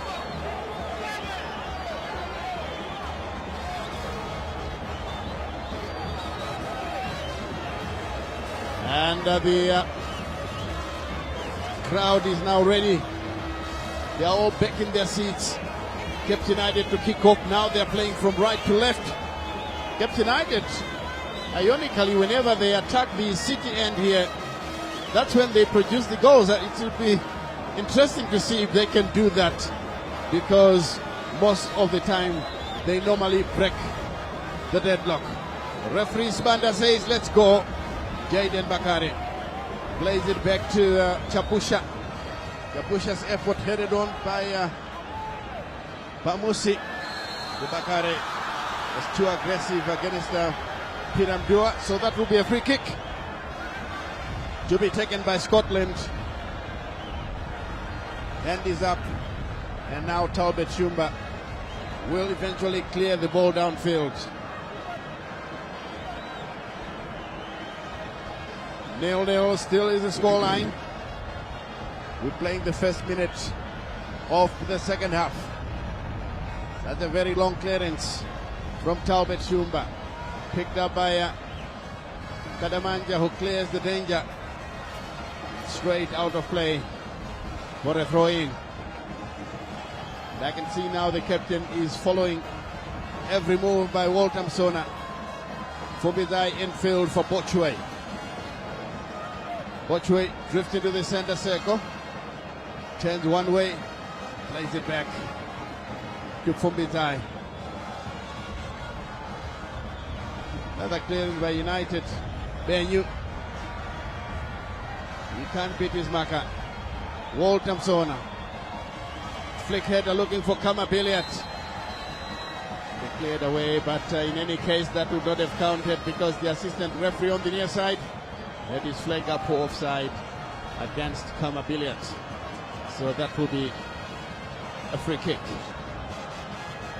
And Stanley, news from News from Barberville Stadium. Islanders recovering from their 1-0 loss away to Moors last weekend, leading Kwekwe United by 3-0.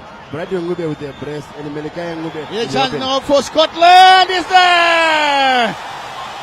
Machope has scored the goal for Scotland. He has broken the deadlock. Scotland's fans are in dreamland now. They won their opening game here. Could they be on their way to win a second game in a row? Let's wait and see. The fans are dancing. They are celebrating. Some are indicating that this will be total victory for the expensively assembled Scotland FC. Kama Billiard with a wonderful assist. And Machope made no mistake, giving Nare no chance at all from point blank. 1-0 Scotland.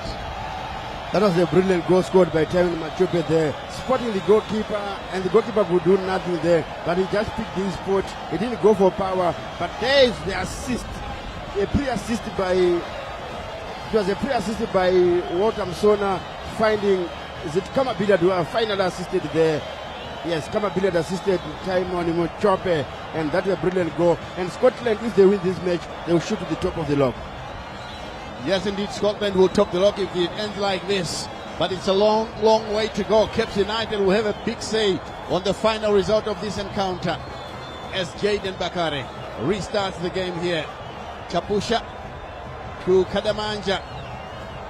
Ball played through. Drops once, a chance for United. Danger here, but cleared away by Tanaka Shandirwa. It's kept in play. Headed in the wrong direction and offside against Machope. Kama Billiard was offside, so it will be a free kick to be taken by Kadamanja. It looks like Kadamanja has been moved to play alongside Chapusha as a centre back, and the captain Manokore is now the right back for Caps United. Yes, Chapusha. Nyengetere, who finds Bruce Kangwa. A 1-0 situation, good defensive work by Bochwe. Out of play. Quickly taken, but Moses cross, bit too far and too deep for Young Bunjira. And, that one has gone out of play. That will be a throw in on the far side. The Tanaka Shandirwa. A other player who was formerly with Dynamos, now with Caps United, and these Scotland fans have every reason to be smiling and dancing because their team is leading here by 1-0. Taimon Machope, the goal scorer. This one is headed away into touch by Emmanuel Okoro of Caps United. This will be a throw-in to Scotland. The United fans are still in full voice, clad in their green and white. Away to our left in the city end as the ball is played through. And in the end, it will be a free kick against Caps United with an injured player there. Good time on Machope. And I hope that is nothing serious. The ref has immediately called on the medics. Yes, it is time on Machope. Scotland medics are on the field of play to attend to the injured player. It's a head injury, and once again we pray that is nothing serious to have him substituted. Exactly, there's the assist by Kama Billiard again, and Taimon Machope putting his spot there. That was a brilliant goal by Kama Billiard, and I'm sure Michael needs to be impressed. Remember, he's a strong admirer of Kama Billiard. There it is from this angle. Goalkeeper would do nothing there. He was exposed in that instant. Oh yes, indeed. As you see, some of the players on the bench for Scotland mobbing their goal scorer Taimon Machope, who is currently down injured. I'm glad to say now he's up and about and will be able to continue. But of course, a bit of a headache as the game continues because he's clutching the back of his head. That was an audacious effort from Kama Billiard, trying to catch the Caps United goalkeeper off guard. Yes, some high-risk maneuvers a glass of beer in hand, and you are right up there on top of the stanchions in the stands.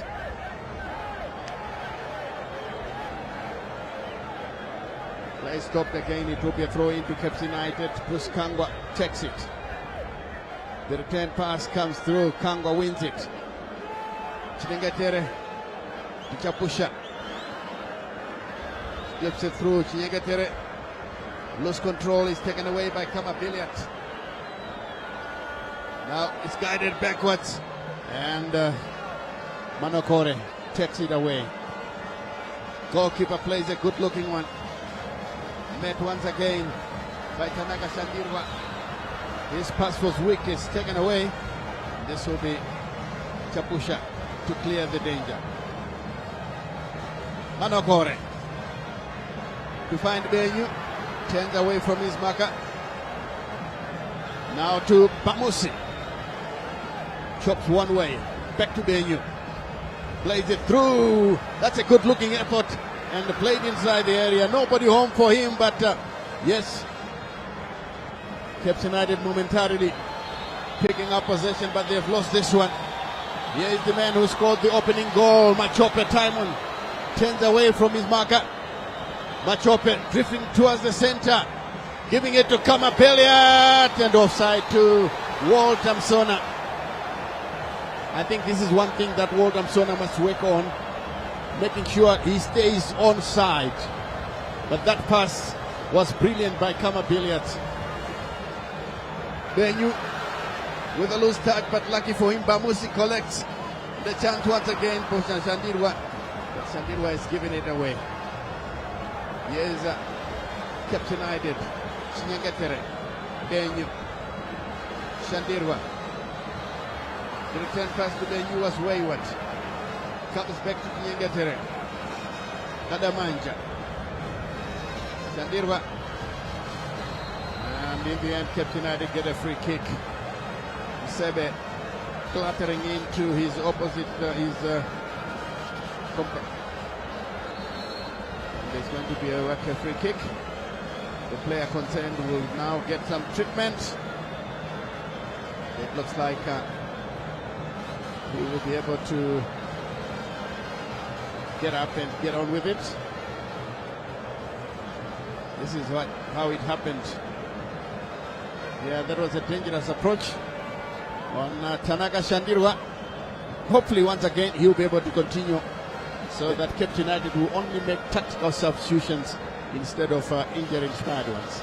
Exactly, Stanley. I can see Tanaka Shandirwa has up and about, and the referee has dismissed the medical staff to leave the pitch, and Tanaka Shandirwa has also been ordered to leave the pitch. And out of the viewers' picture there, what I'm trying to change in his boots, I'm not sure if they're the ones that are making him being offside or missing those chances. Yeah, that's very interesting. He's not staying on side. And now Msona up and about, ball played through. Scotland defending, and in the end it drops once and is picked up this time around. Now it's given away. The goal scorer lays it through. Now to Mtimba Nyoka. He's been a constant source of discomfort. Finds Kamapeliat. Walter Msona turns it back. Msebe trying from afar. Not when you play against Nare. He had a long view of that one. Made a routine save, but nonetheless, Scotland are leading by 1-0. Timon Machope with the goal. Bamusi blasted off an opponent, Timbanyoka. That will be a throw in. You see briefly Tonderaya is giving instruction to his players. Chapusha to Manokore. Caps United with a four-man back four of Kangwa, Chapusha, Manokore and Kadamanja. Here's Kangwa once again. Kamusi to Kangwa. Bakare tightly monitored by Peter Mdua. Murwira clears the danger. Timbanyoka fighting and fighting. In the end, he's penalized. He's actually given the benefit of doubt for being treated unfairly by his opponents. Here's Murwira. Well, he did see the movement of Ronald Fumbizai. In the end, the ball goes out of play.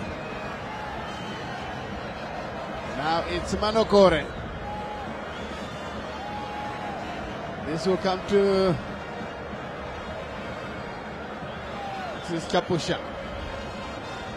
Kangwa.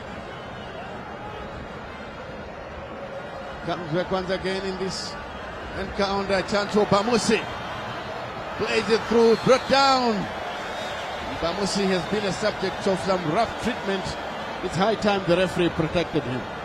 Exactly, Stanley. I think that was a good call from the referee, but Scotland players are not agreeing with the major visual score there.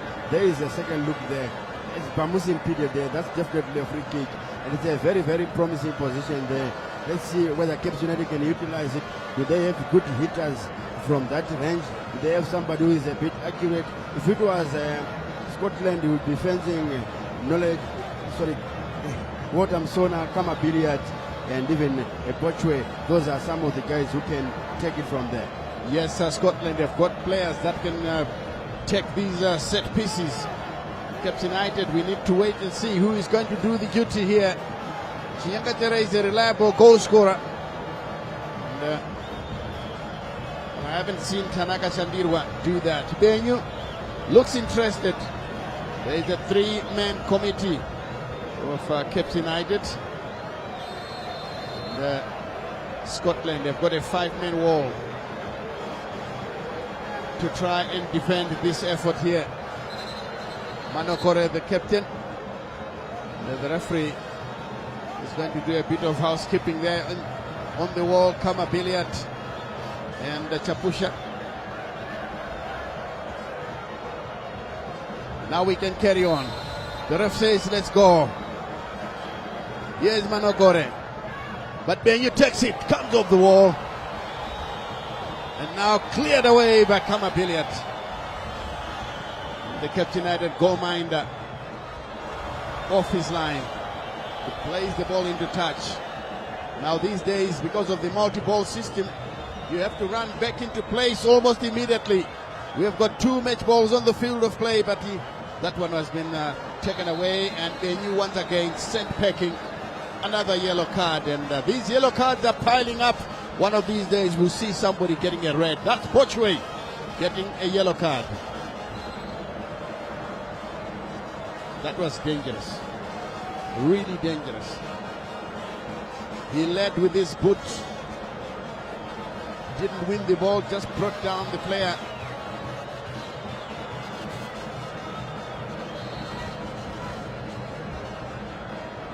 The restart.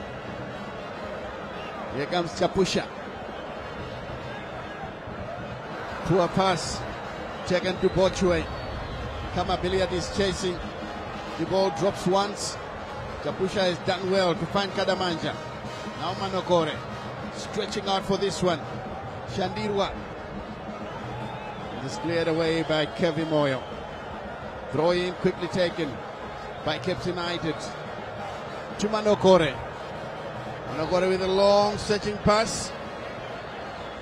And Murwira has done well to clear the danger. Murwira is one player who has improved immensely from the belly player that we saw Cape United. Finds Ronald Fumbizai. He beats his marker. Fumbizai takes it through. Here comes the return pass. Benyu gives the challenge, but now played to Junior Bunjira on the left wing to contend with Kevin Moyo. Goes for the byline. He doesn't have the discipline to chop back and play it into the center. And these fans agree with me that the young man could have done better, including the owner there, Honorable Faraj Jere. Exactly, like that. Junior Bunjira, I think he took it too long there. He should have cut inside to the penalty spot where Benju was lacking there. And the substitute, Tanaka Shandiri, was being substituted there. And incoming is Yuan Mutuza. Yes, Yuan Mutuza is in. And Tanaka Shandirwa calls it a day.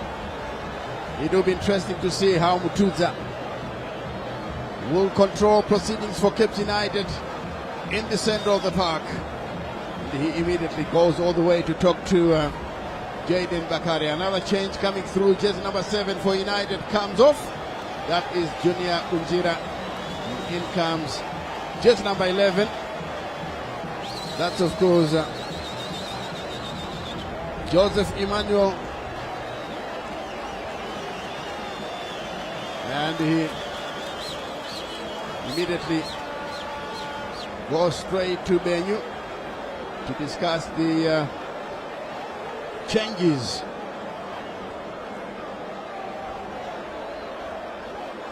Let's see how they will do it. And the Cape United are not done yet with their changes, because I can see that Chintuli is on the bench. Looks like Chintuli.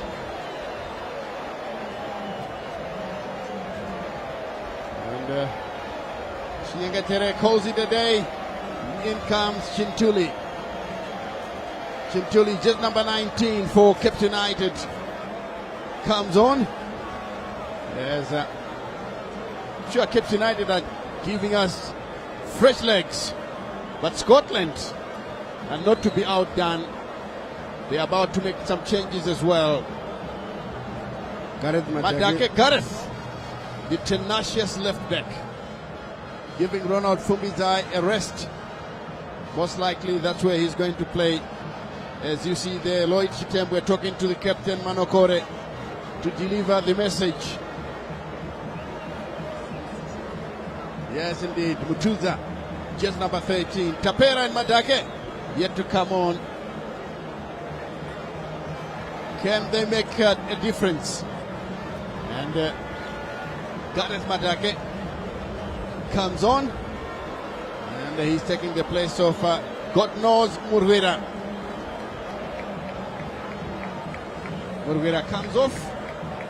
Lots of changes by both sides here. You can see that I think there are some major changes that are taking place, and out of your picture,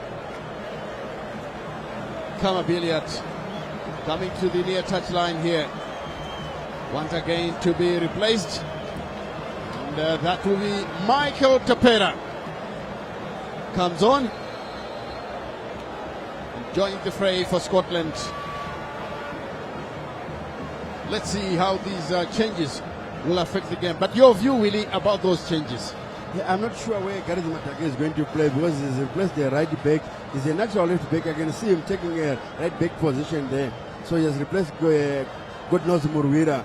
Maybe it's because of the yellow card that was issued to Godnose Murwira. And you can see that Scotland, they've also brought in a very good striker and Percy, the striker forward. That is Michael Tapera. There is Kama Billiard who has been substituted there.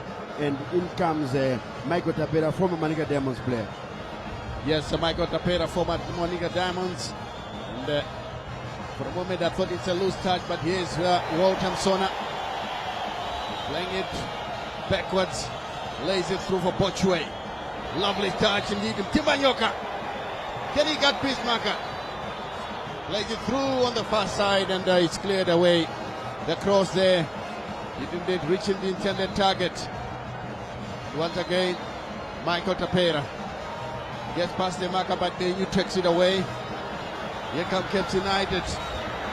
Good block. Tapera goes back fighting. Benyu blasts it off a defender.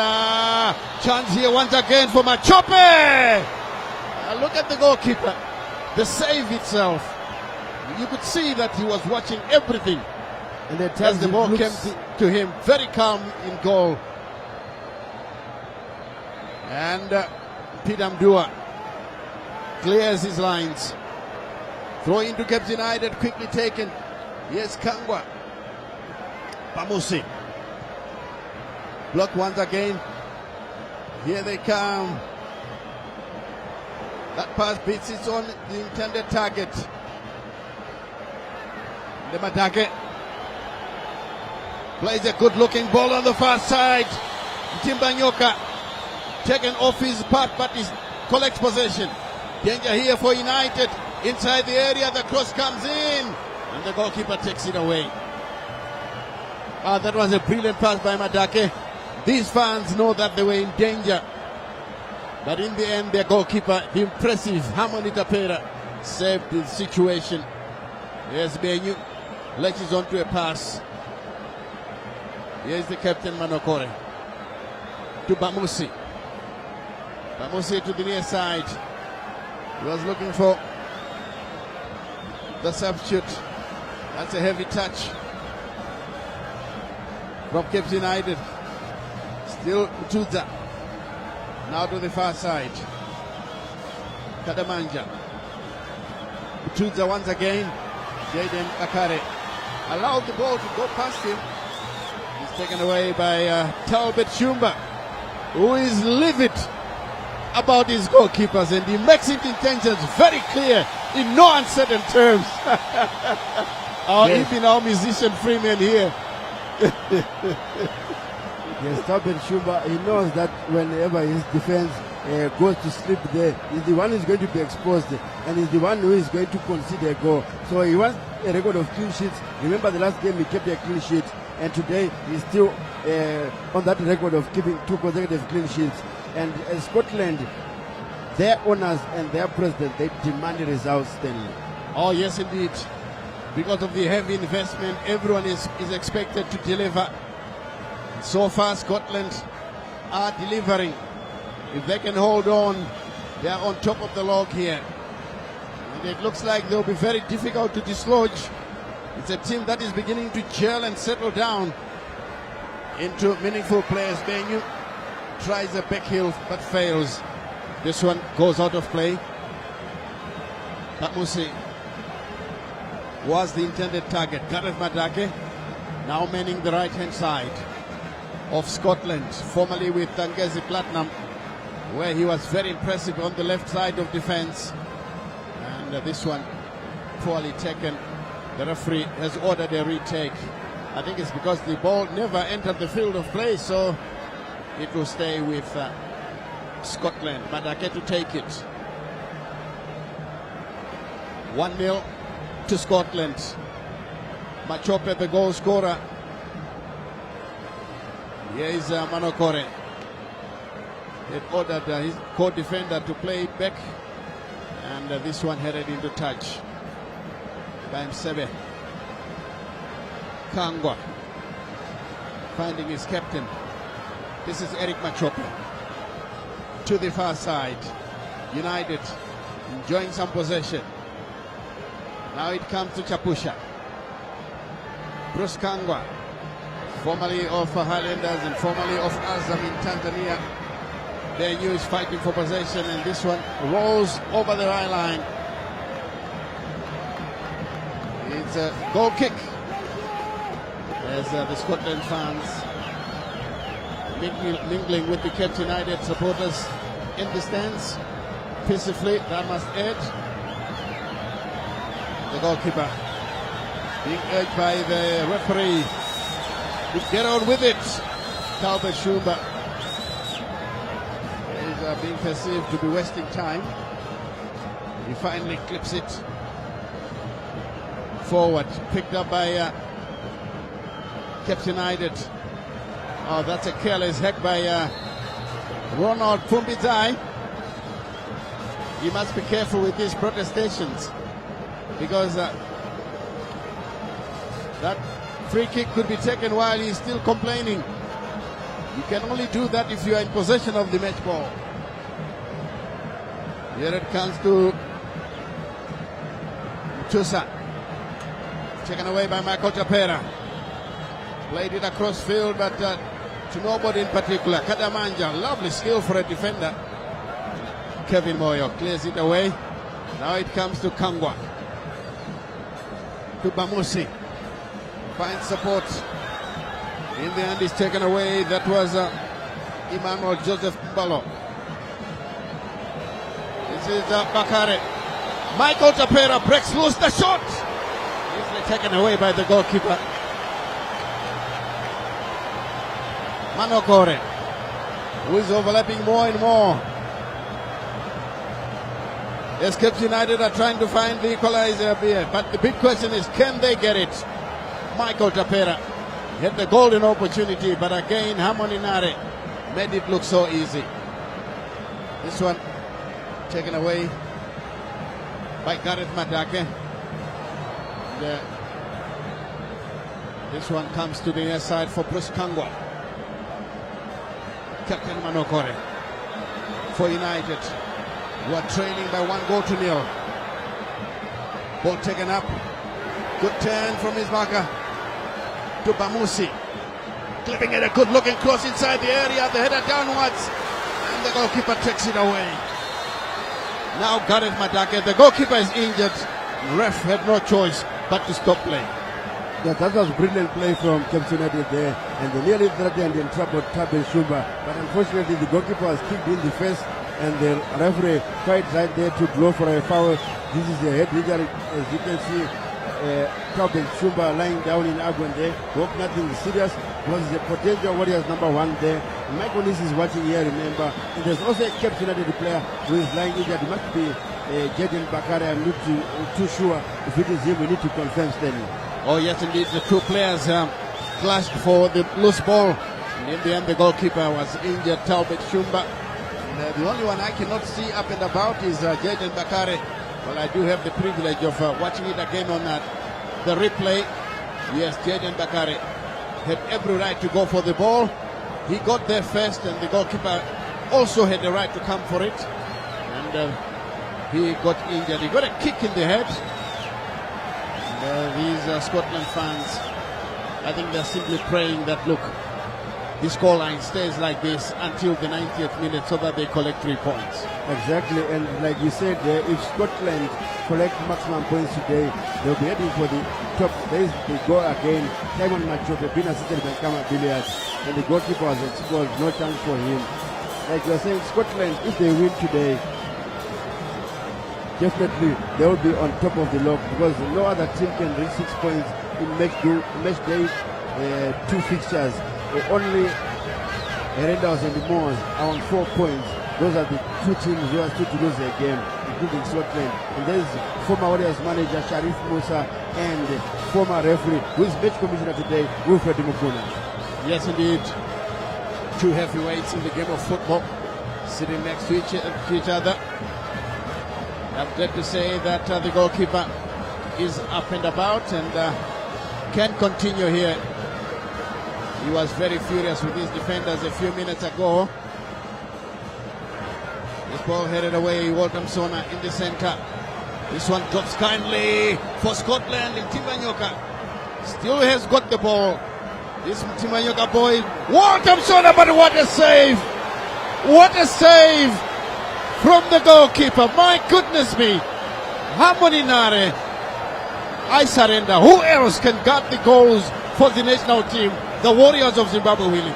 He's undoubtedly man of the match today. He's very outstanding. That is a top draw. He went airborne. That was headed for the top corner. It was going to be a contender of goal in the season. There it is again. Timbanyoka fighting for the ball. Double ricochet there. And then he laid it for the on-rushing Walter Msona. Yes, the goalkeeper. Brilliant save, Stanley. Wonderful save. Wonderful save, I have to say it twice. Harmony Nare, welcome to Premier League football. Welcome to the Warriors' gates. Michael Nis is around, and definitely, he must have seen that. And we expect to see those changes when we play Nigeria. But in the meantime, changes are being made. Kawe comes on. Walter Msona, the player who nearly scored, has been substituted with 15 minutes to go by Tondirai Ndiraya. And Machope, the goal scorer, also calls it a day, and in comes Urikop, the former Dimbare player. And I saw Tondirai Ndiraya, they explaining to his captain Waterson as the reason why he has substituted him, so that he cannot despair. Yeah, because remember, if you are a captain and you have an efforted goal that was brilliant by the goalkeeper, you'd expect to continue. Every player wants to continue, but Tondirai Ndiraya has other gears. There's a chance for Scotland once again, and the goalkeeper looked injured for a moment. I'm glad to say he's up and about now. Can continue. This one is played short. Heavy touch. Urigop is pushing applying the pressure. Finally, ball played on the far side. Throw in to Caps United. Mtibwa Nyoka was given chase. Here it comes now through into the center. It comes to Caps United. A chance here! Can they find the equalizer? No, they can't. Wow!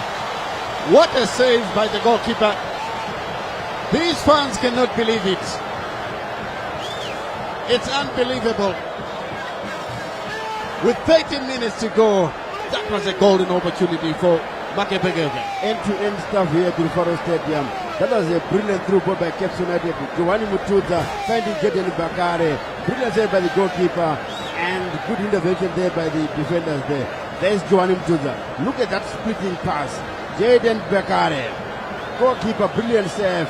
And was hooked out of danger by a defender that was alleged should be Peter Mudua. Oh yes, Cape United are also tightening the screw. Looks like the Makebegebe outfit is armed to the teeth for the task this season. They've brought in some very exciting players. Kept some of them from last season, introducing the likes of Benyu. And of course the goalkeeper. Going to Scotland. The goalkeeper, full of voice, organizing his defense, making sure that everything is in place as Madake prepares to take a long throw. He takes it short, flicks it up for his compatriot. It's a long cross and it goes out of play hopelessly. This will be a short goal kick quickly taken. Chapusha for Benyu, who finds the captain Manokore. Manokore's effort, Jaden Bakare had a loose touch. He goes down. This is Michael Tapera. He has got the pace, brings in a good looking cross, and Kangwa. Can he keep the ball in play? He does so. Now it comes to Benyu, who gives away possession because he didn't want to lose it. A chance here for Scotland, and this one rolls kindly to Kangwa, who clears the danger. Jaden Bakare.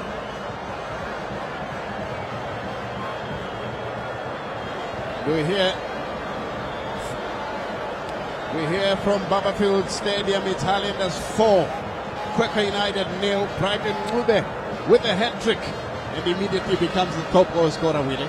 Yes, the first hat-trick of the season, and like we covered the game against the Moors when the Highlanders played the Moors at Baobab Stadium there, and you could see the fluidity from the Highlanders that they were affected by the bumpy pitch. Now that they're at home at that better turf at Babafield Stadium, I'm sure they're enjoying, and this is the reason why they're leading 4-0. Yes, they're playing the new boys, but it's anyone's game. No one is new. It's 11 versus 11, and the Highlanders putting a lot of youngsters. They are a real threat. Yes, indeed. By doing so, as we confirm the scoreline, 1-0. Scotland in the lead. That goal scored by Tamil Machope, who has since been substituted. In the background, letting your picture. United preparing another change as the cross comes in. Here's Mtibwa Nyoka going for the loose ball, keeps the ball in play, and guided backwards. And finally kept in play. That will be a Cape United throw. No, a Scotland throw rather. Ronald Fumbinza will take all the time in the world as we wait for Matindi Fair to come on. Zola might be smiling, but I know that deep down he's very unhappy. He may be happy to see the goalkeeper, who seems to be now the best in the country, playing for his beloved Cape United. I'm talking about Alois Kuzira. And finally, Benyu calls it a day. In comes Matindi Fe. Tendai Craig Matindi Fe joins the fray to try and find an equalizer for Cape United and possibly go on to get a second so that they win it. But can they do it, Willie, given the way the tide of events is unrolling here? It's not over until it's over. With about 8 minutes to go here, Stanley. Anything can happen. That's a lot of time. There is Mike Madoda and Perimi Nandi. Yes, the fabulous two when it comes to broadcasting. What I like most about them is the payoff lines. Madoda would say, it must be right because Mike said so, therefore I'm out. And Manandi's payoff seems to be the bet. That is my story, I'm sticking to it. Out, Manandi. Understand me, there is Nelson Taja preparing to just warming up because Tabet Shumba is down injured there. That roar of noise coming from the Cape United supporters. They are not happy because they are sure that Tabet Shumba is just a matter of wasting time, winding up the clock. Lloyd Temple is also not happy there. They are desperate for points. Remember last weekend, they drew away in Chisumbanje against Greenfield. 1-1 draw. This is a very good result away from home, especially in the Greenfield Arena.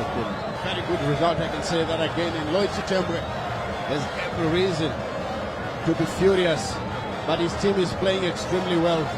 They could have easily equalized if only Jaden Bakare had directed his efforts past the goalkeeper. It didn't happen as Talbot Shumba spread-eagled himself in front of the giant striker to save the situation. Shumba himself is up and about now, ready to continue with the encounter, but Nelson Chacha out of the picture, being warmed up as these fans wait for the restart of this match, which is very exciting indeed. We're having lots of end-to-end stuff, and the fans applauding the Scotland goalkeeper, who now rejoins action. But of course the Cape United fans are not convinced about the injury to the Scotland goalkeeper. To them, he is trying to wind down the clock. Well, you take your pick. I'm not the one saying it. 7 minutes from the 90. 1-0 to Scotland. Machope Timon with the goal as Fubizai, now wearing the captain's armband, throws the ball forward. Taken away by Monokore. Now it comes to Urikob. The Scotland goalminder, the cross comes in. The goalkeeper once again, outstanding. Rolls it to the midfield. And this one is allowed to roll into touch by Matake, who reads the game very well. He knew that, look, if I pump it back into the area, my players are not yet in the preordained positions. So it will be wise to leave it out so that the throw can be taken. Cape United takes it. Chapusha would drift forward into enemy zone. Now it comes on the far side. Martin Dife. And this one rolls into touch for a throw into Scotland. The leaders here by 1-0. Timon Machope's goal still stands. Cape United are desperately looking for an equalizer. Then they can see from there whether they can go on to win it. Another free kick. The tackles have been flying thick and fast. This one guided backwards, Kadamanja to Kangwa. Long one inside the area. The flick header. Manokore. Again it comes back to the Cape United stalwart. But Tibanyoka is always a problem. And this one is guided back to the United goalkeeper, Harmony Nare. Now Chapusha finds his captain Manokore. To Kangwa. Turns away from his marker. Now Manokore. Manokore leaves it. Cape United are now knocking it around, trying to find an opening. Yet they try to come with Martin Dife. Long cross in the area. Loose touch. United now. Tuta. Martin Dife's effort blocked. That will be a corner kick. Cape United fans now wait patiently to find out the result. 86 minutes gone. 4 minutes to the 90. Here comes the change. Scotland are pulling out what looks like their best player up front.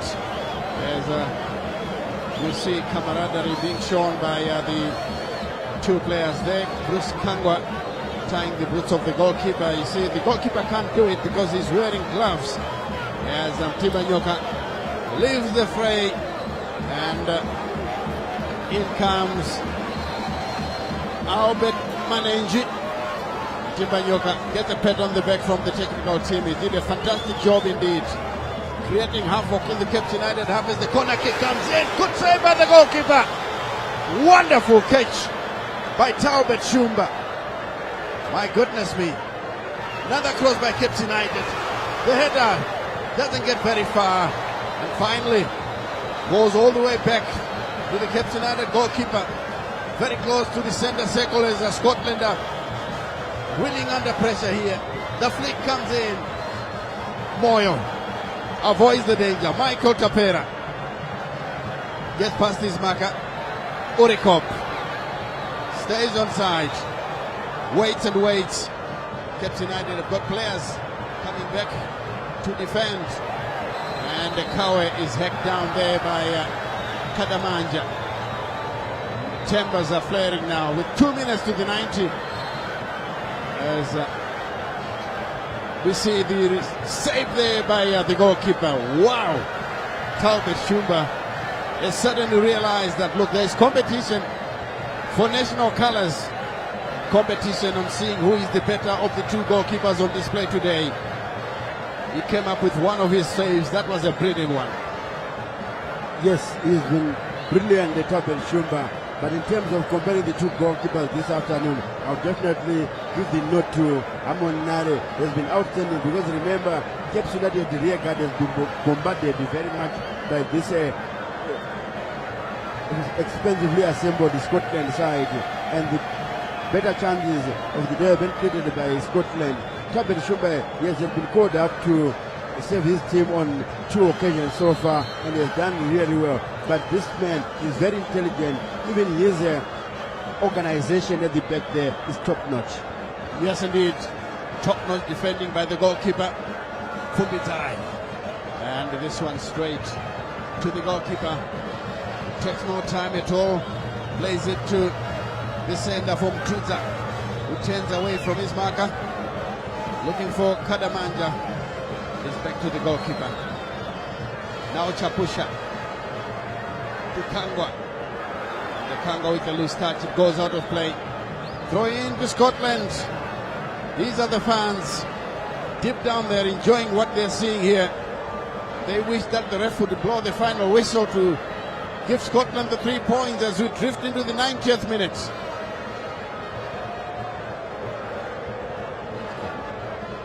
And I can see the photo official, they're preparing to raise this board. 5 minutes of additional time will be added at the end of 90 as we are heading straight to the 90 minutes on the clock here, Stanley. Yes, indeed. Cape United now in control as they go forward. 5 minutes to go. Actually 6 minutes to be played. Now it comes to Kadamanja. Took too long to dispatch it. It's taken away now. Here is Kawe. United under pressure. A chance here. Once again the goalkeeper is on hand to save. My word. Whatever happens, Willie, I think Howard Nare, win or lose, should get the Man of the Match award. That was outstanding. There is the chance again there, and there is the opposing goalkeeper. Good block by the goalkeeper. He covers his angles very well. And that's how he celebrated that save, steadily. As sportsmanship to some extent. Albert Manenji could have given Scotland all 3 points with that goal, but in the right direction with about 4.5 minutes to play. We are deep into injury time here, Stanley. Yes, indeed, deep into injury time. Cape United still losing by that odd goal. Let's see, Makmate, the Jimbare assistant coach, who was here yesterday with his team as they played out a goalless draw against Herentals. I'm sure he will agree with me that look, this Cape United outfit has got a brilliant goalkeeper, and Scotland have got brilliant players they can even afford to bench the likes of Kama Billiard, who are regulars in the Zimbabwe national team. Chapusha. Well, does he know that United are short of time? Time is running out for Captain United. Here's Chapusha to Captain Manokore. Turns away from his marker. Guides it to the far side. Kadamanja will collect. Long searching ball inside the area. Headed away emphatically, but Madake goes down injured. And the ref has blown for that infringement.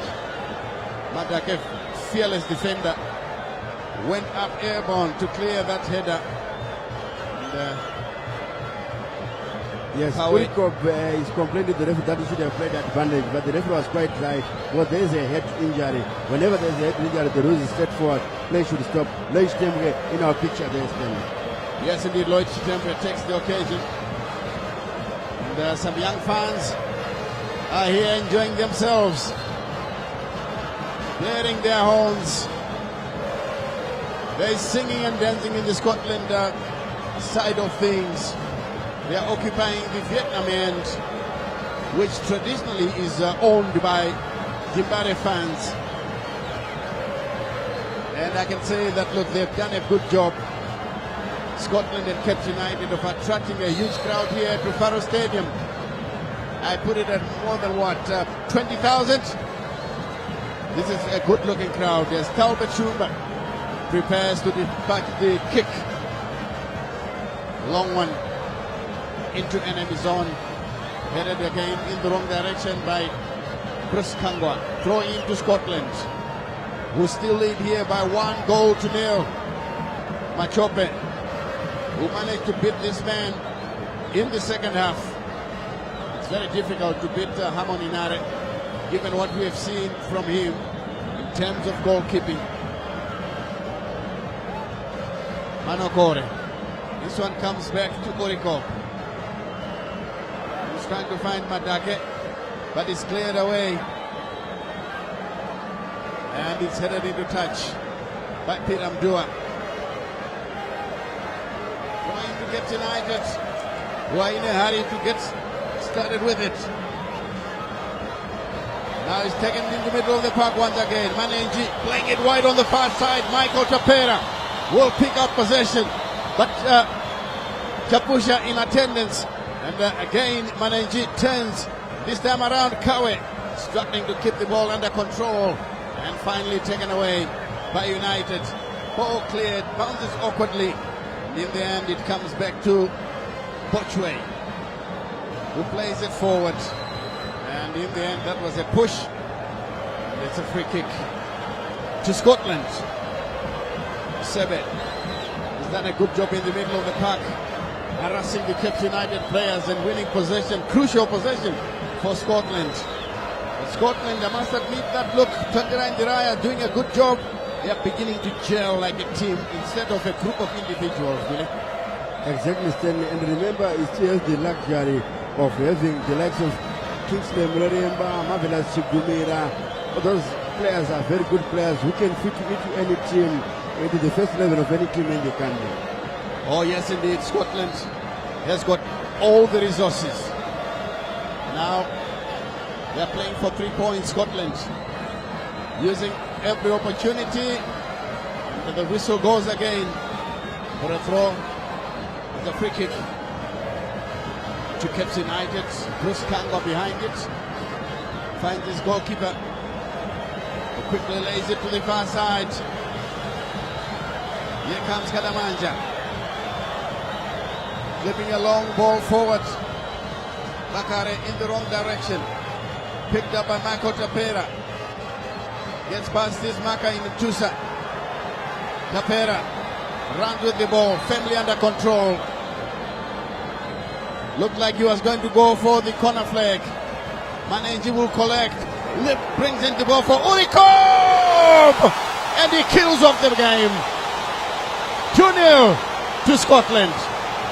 And surely now, Tondera and Scotland have got the 3 points winning. Exactly, that's 3 points for Scotland, no doubt. We're in the last minute of added time here, and Urikop there with a hard and low finding the bottom corner there. No chance for the goalkeeper again. He was exposed again, Stanley. And you can see Scotland supporters in jubilation. And it's confirmed now. Scotland to the top of the log with 6 points and a positive 3-goal difference. Oh yes, Scotland now can believe that the 3 points are theirs. They are topping the log. And it's a clear message to the entire league that, look, this Scotland team is going to take some beating, really. And remember, Honorable Scott Sakupanya said he wants nothing less than a championship. They want to play the CAF Champions League next season, and they're in the process of constructing a 15,000-seater in Maputo. Yes, indeed. If they do that, and he also said that he wants to be an African champion, following in the footsteps of Sundowns down south in South Africa, where Patrice Motsepe has built a formidable side that won the championship. And very now, ambitious. the restart, as the fans are now beginning to communicate with their crowd. Lloyd Chitembwe,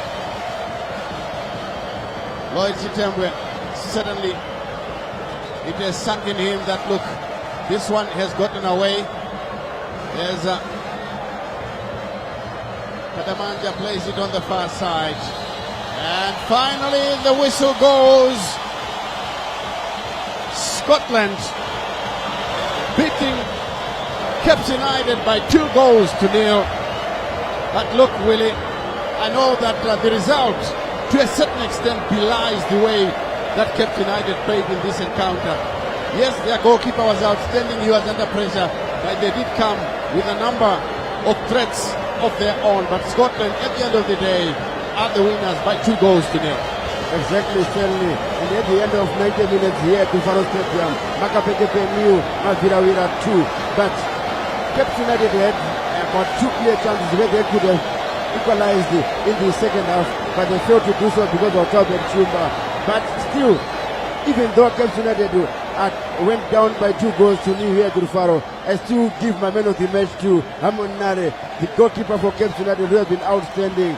And if I get a chance to talk to Michael Nis, who's just below us here at the VIP stand there, I think I need to see what he has seen in Michael Nare there, and whether he can consider him for national team selection. Because remember, the Warriors played Benin in less than 10 days' time. Oh yes, indeed, in less than 10 days' time we're going to play Benin. If only we could get hold of Michael Nis and talk to him about what he has seen in this particular encounter. And very soon we'll be hearing from the respective coaches on what they think went wrong and how they won it in terms of Scotland. And of course, Charles Mabika will be waiting for us on the touchline. Let's see if we will get something new. But of course, Scotland are celebrating with their fans in the Vietnam end. They have all gone there to celebrate. And apart from the goalkeeper from the Scotland side, for me, Mutimba Nyoka was a constant threat to Cape United. And of course, the defense looked very firm. Peter Mdua was as solid as a rock at the back for Scotland, Willie. Exactly, Stanley. Mutimba Nyoka, I think what just lacked was just to have a go to ice his, which could have been an icing on his performance this afternoon. But it was very, very good. And also for Cape United, Stanley, I'd like to mention about the work rate of Bruce Kwangwa at the age of 37. Stanley, can you believe it? As 37-year-old, being a defender, playing at the wing back, and with the work rate, his efforts, and the way he applied himself today, is a player to watch. Yes, indeed, and that can only happen to somebody who looks after himself. Because at 37, born in 1988, Bruce Kwangwa still has got a spring in his step like a 19-year-old. And this is the goalkeeper going across to the Cape United crowd. They are all applauding him for the efforts. Looks like he's getting some money from him. And this one, of course, is picking up everything that is being thrown at him. And we will be seeing Charles Mabika talking to Tondera Indiraya, the winning coach. And Let's cross over to Charles Mabika and hear what Tonderai has to say. It's over to you, CNN.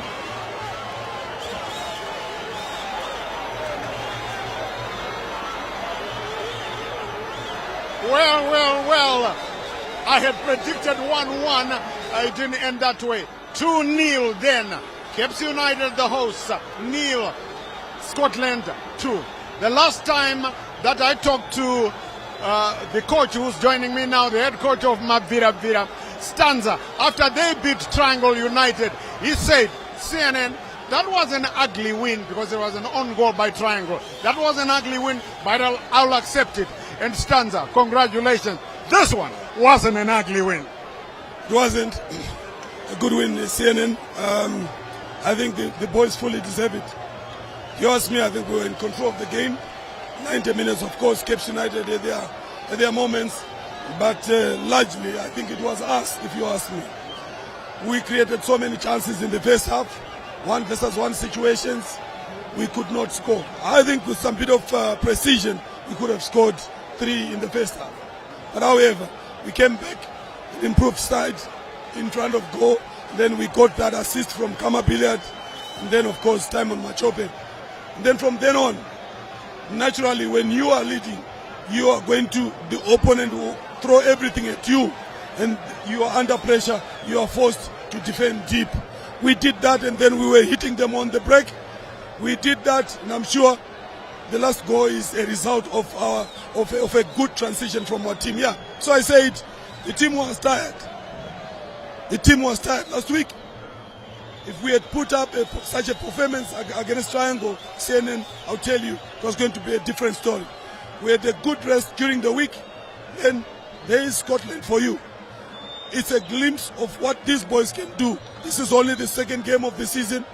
We expect more good performances, improved performances for that matter from this team. Full of quality, anyone can score.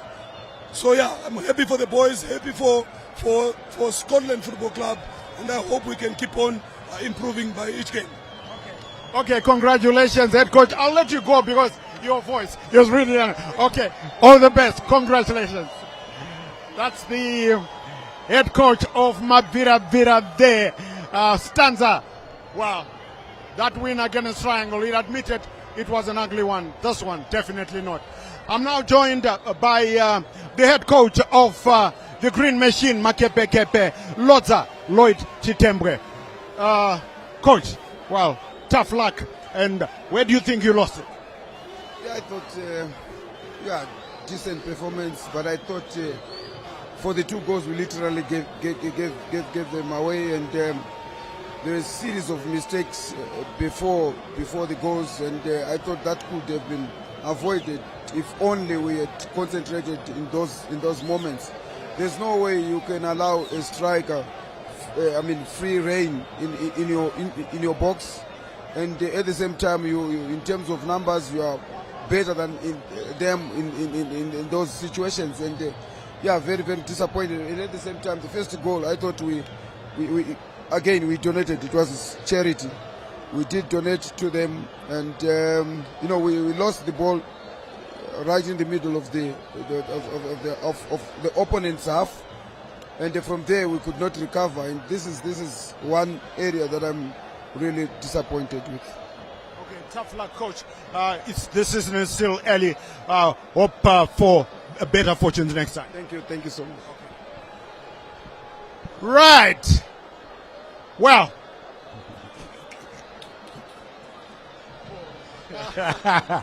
Right. I'm joined now by the victorious striker who scored the first goal, and we call him Toro, and it's Simon Machop. No, the keeper, of course, the keeper, Harmony Nare, the keeper for Makepe Kepe.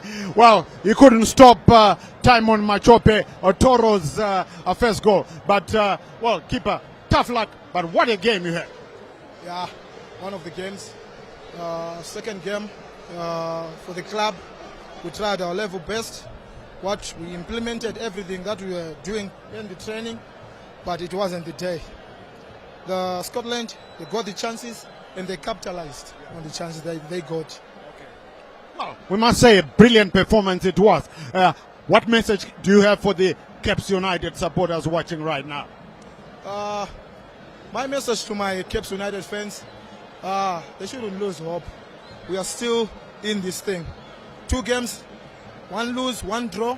We'll come again strong. I believe the team is on the right shape. Just today it wasn't our day. The chances we got, but we never capitalized on the chances that we got. Tough luck, man of the match, but congratulations. That was a brilliant. Thank you so much, Charles Mabika. Okay. Thank you so much. Thank you so much. Yeah, that was the man of the match, Harmony Nare, the Makepe goalkeeper. As I was saying there, we could also call him Toro, but he could not stop Toro's first goal. And of course, Suddenly Uricop getting the second one. Well, the Scotland supporters here celebrating. Scotland turning out to be the team to beat in Zimbabwe football, or are they? The Highlanders supporters will tell you no. Timbare will tell you no. Herentals will tell you no. Well, that's just about it. To enjoy the rest of your viewing here on ZBC TV. What a match it was from the whole ZBC TV sports group, fronted by our producers.